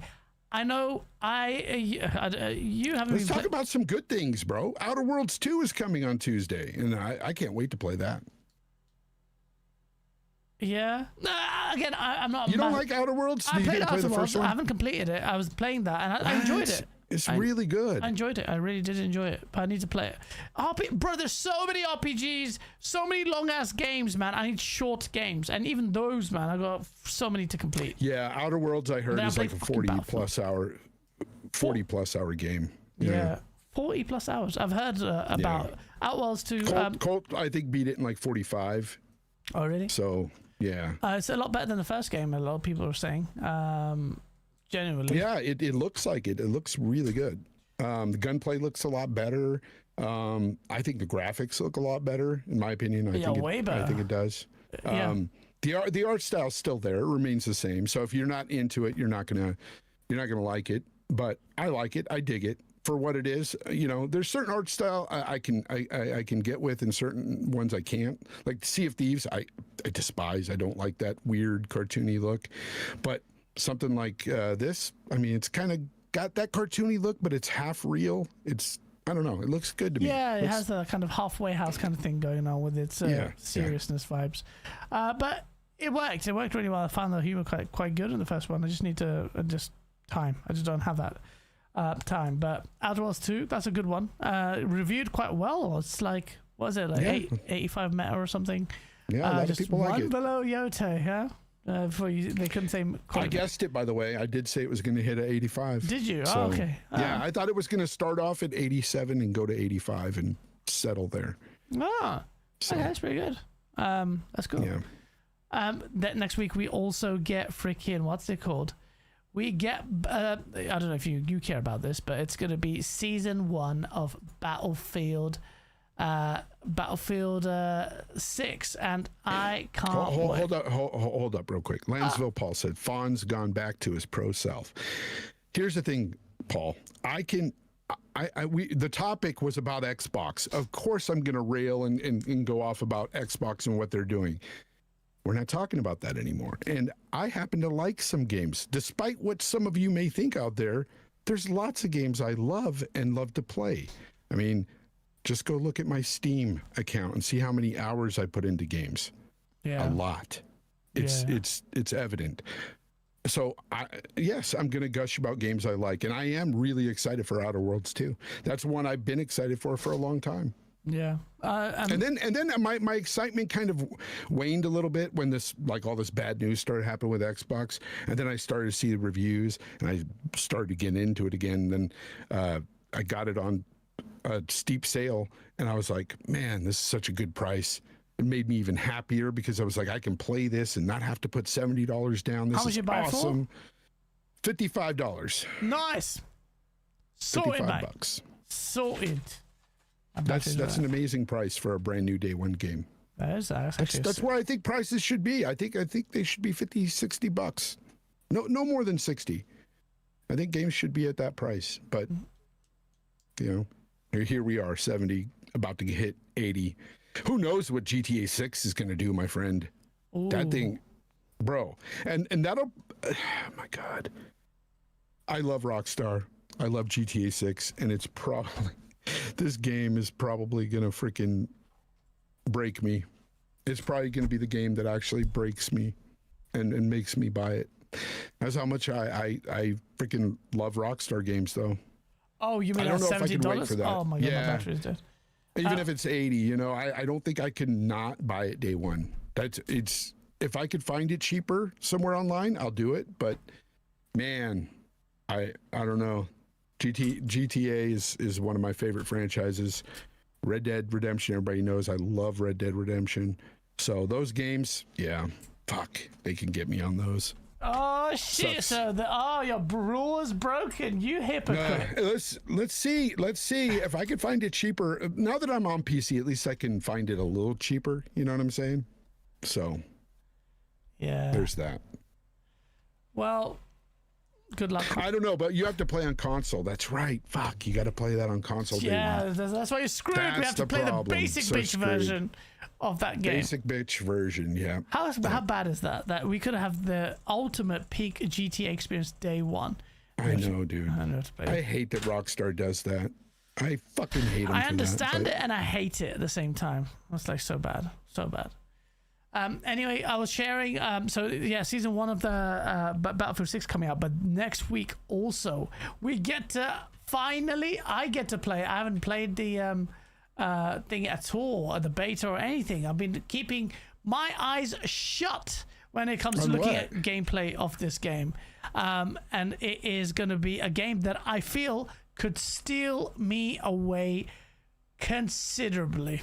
It's a game. Pokemon already came out, bro, and it sucks. No, it's on screen right now. It's from Mbox Studios, and it is going to be Arc Mbox Raiders. Studios. Oh, I played a little bit of that. How did you On the find it? beta. I got invited to the thing and I played a little bit of it. Yeah. I said on my show, I played solo. Unfortunately, I didn't have anybody to play with, and playing solo, it's pretty fucking hard, especially when. And this is a solo game. This is a team. Well, that's the thing. You can team up with people, but I played it solo. But you can also meet people within the game. And you can talk to them because they have the proximity mic, all that. And I would try to talk to people and I would just get shot in the face immediately. Like they wouldn't even talk to me. It was just like, boom, on site, gone. And I was like, this is fucked up. How am I going to get through this fucking beta? So about the only things, I started killing people as well. I was like, fuck it, Yeah. on site. It's on site. Every time I see somebody, fuck them. I just would shoot them. Same thing with, but it's really cool. The atmosphere, the music, you'll dig the fucking music, guys. Yeah. Oh shit. I'm telling you right now. Oh, bro, it's got that fucking synthesizer and that fucking synthwave sound. Music. Yeah. Bro, it's fucking nice. I will say it's a gorgeous game too. Yeah. Gorgeous. Shit, man. Got me hyped, man. And it's smooth. It plays so smooth. The gunplay is nice. You got crafting in it. You've got all kinds of shit you can do. But yeah, it's tough too. The AI is fucking smart. All the robots and shit. Yeah. Oh, they'll come find you. They'll pull you out of bushes. They'll fucking find you inside a place and flamethrow you, fucking shoot you, zap you, all kinds of shit. It's crazy. I can't wait to play that. And then again, it's so cool because you'll be by yourself and you'll think, oh, okay, I'm all alone. And then all of a sudden you hear footsteps and you're like, oh, fuck, somebody's nearby. And so you start immediately looking for people and it's like, nope, it's on site. Fucking as soon as you see them, just pop them. Oh, that's my kind of jam. That's my kind of jam. Yeah, it's pretty cool. I can't wait. It's going to be fucking sick. But like I said, if you can get in there with a team, a squad, oh, this game would be fucking awesome. We need to do that. I think that's where it would hit, dude. That's what I'm playing primarily. Because you could have, like, when you go in, because you can do a lot of exploration. You'll go in buildings and stuff, and you'll rummage through all the file cabinets and everything to find stuff. Yeah. So you can have, like, one of your mates outside the door, fucking just keeping watch while you're in there running around looking for stuff. That's the kind of thing I wanted to do, but I was alone. Yeah. So, I'd be in there looking for stuff, and then sometimes somebody would come up behind me and just kill me. That's crazy. Just like, fuck. Yeah, so. That's sick, man. I can't wait to play this. Magnum said, is this a paid ad? Nope. It's Arc Raiders, bro. It was fun. Is this a paid ad? I'm damned if I do. I'm damned if I don't. if I you talk like shit too about much. games. People hate it. If I talk about a game, they're like, why the fuck is he liking this game? Oh my God. Jesus Christ, bro. You see it firsthand. I can't win. I can't fucking win. Yo, that's so funny, man. You got fucked either way. The one time Fonz is be positive and you had to fucking ruin it. Yeah, well done. Well done. Now he has an excuse to be the way he is. So next week when I'm sure I'll be gushing about Outer Worlds 2 and saying how much I like it on my show. People are going to be like, can we just fucking move the fuck out? No, they won't, because they're probably mostly Xbots listen to me anyway. They'll be like, yeah, you're right. It's fucking amazing. But it's because we're not talking about an Xbox game. That's what it is. Arc Raiders is not an Xbox game, so they don't give a fuck. They're like, move on. It's Xbox only. No, Can we talk about Fable? Yeah. If Fable ever comes out. Yeah, it will on PlayStation. It will on PlayStation. That's 100%. Yeah, I get that as well. By the way, the community will be like, "Oh, it's not an Xbox exclusive." They always want to talk about Xbox, which is fair enough. I guess the content I've made has brought them here, but man, my content is going to be a lot of Battlefield, a lot of Arc Raiders, and just a lot of this multiplayer, because I love this kind of shit. And actually making videos on games, I've been trying to get myself into a position to do that, but this game looks amazing. I'm not gonna look at it too much. Even the trailer that's playing. I'm kind of avoiding it. I just wanted to. Oh, I think you'll like it, man. I really do. I have a feeling as well, and I don't really know what to expect. So I think it's going to be wicked. I can't wait. I'm really excited. It's going to be sick. But yeah, we're going to call it there. Chat, it was a fucking brilliant show. Shout out to Fonz for making it fucking fantastic. It was brilliant. Honestly, it was really good. I should try, guess you would try Dispatch Fire game as well. All right, I'll definitely try that. Thank you, everyone. Smash the like button. And we'll see you very soon. I'll do the timestamps and stuff. And I promise I'm making videos. I have something different that you may not be used to. But I can't wait. Anyway, take care. Peace out. And we'll see you next week. Fonz, anything to say before we go? Oh, man, that thing is massively huge. Right there. That's how we end it. Thank you so much.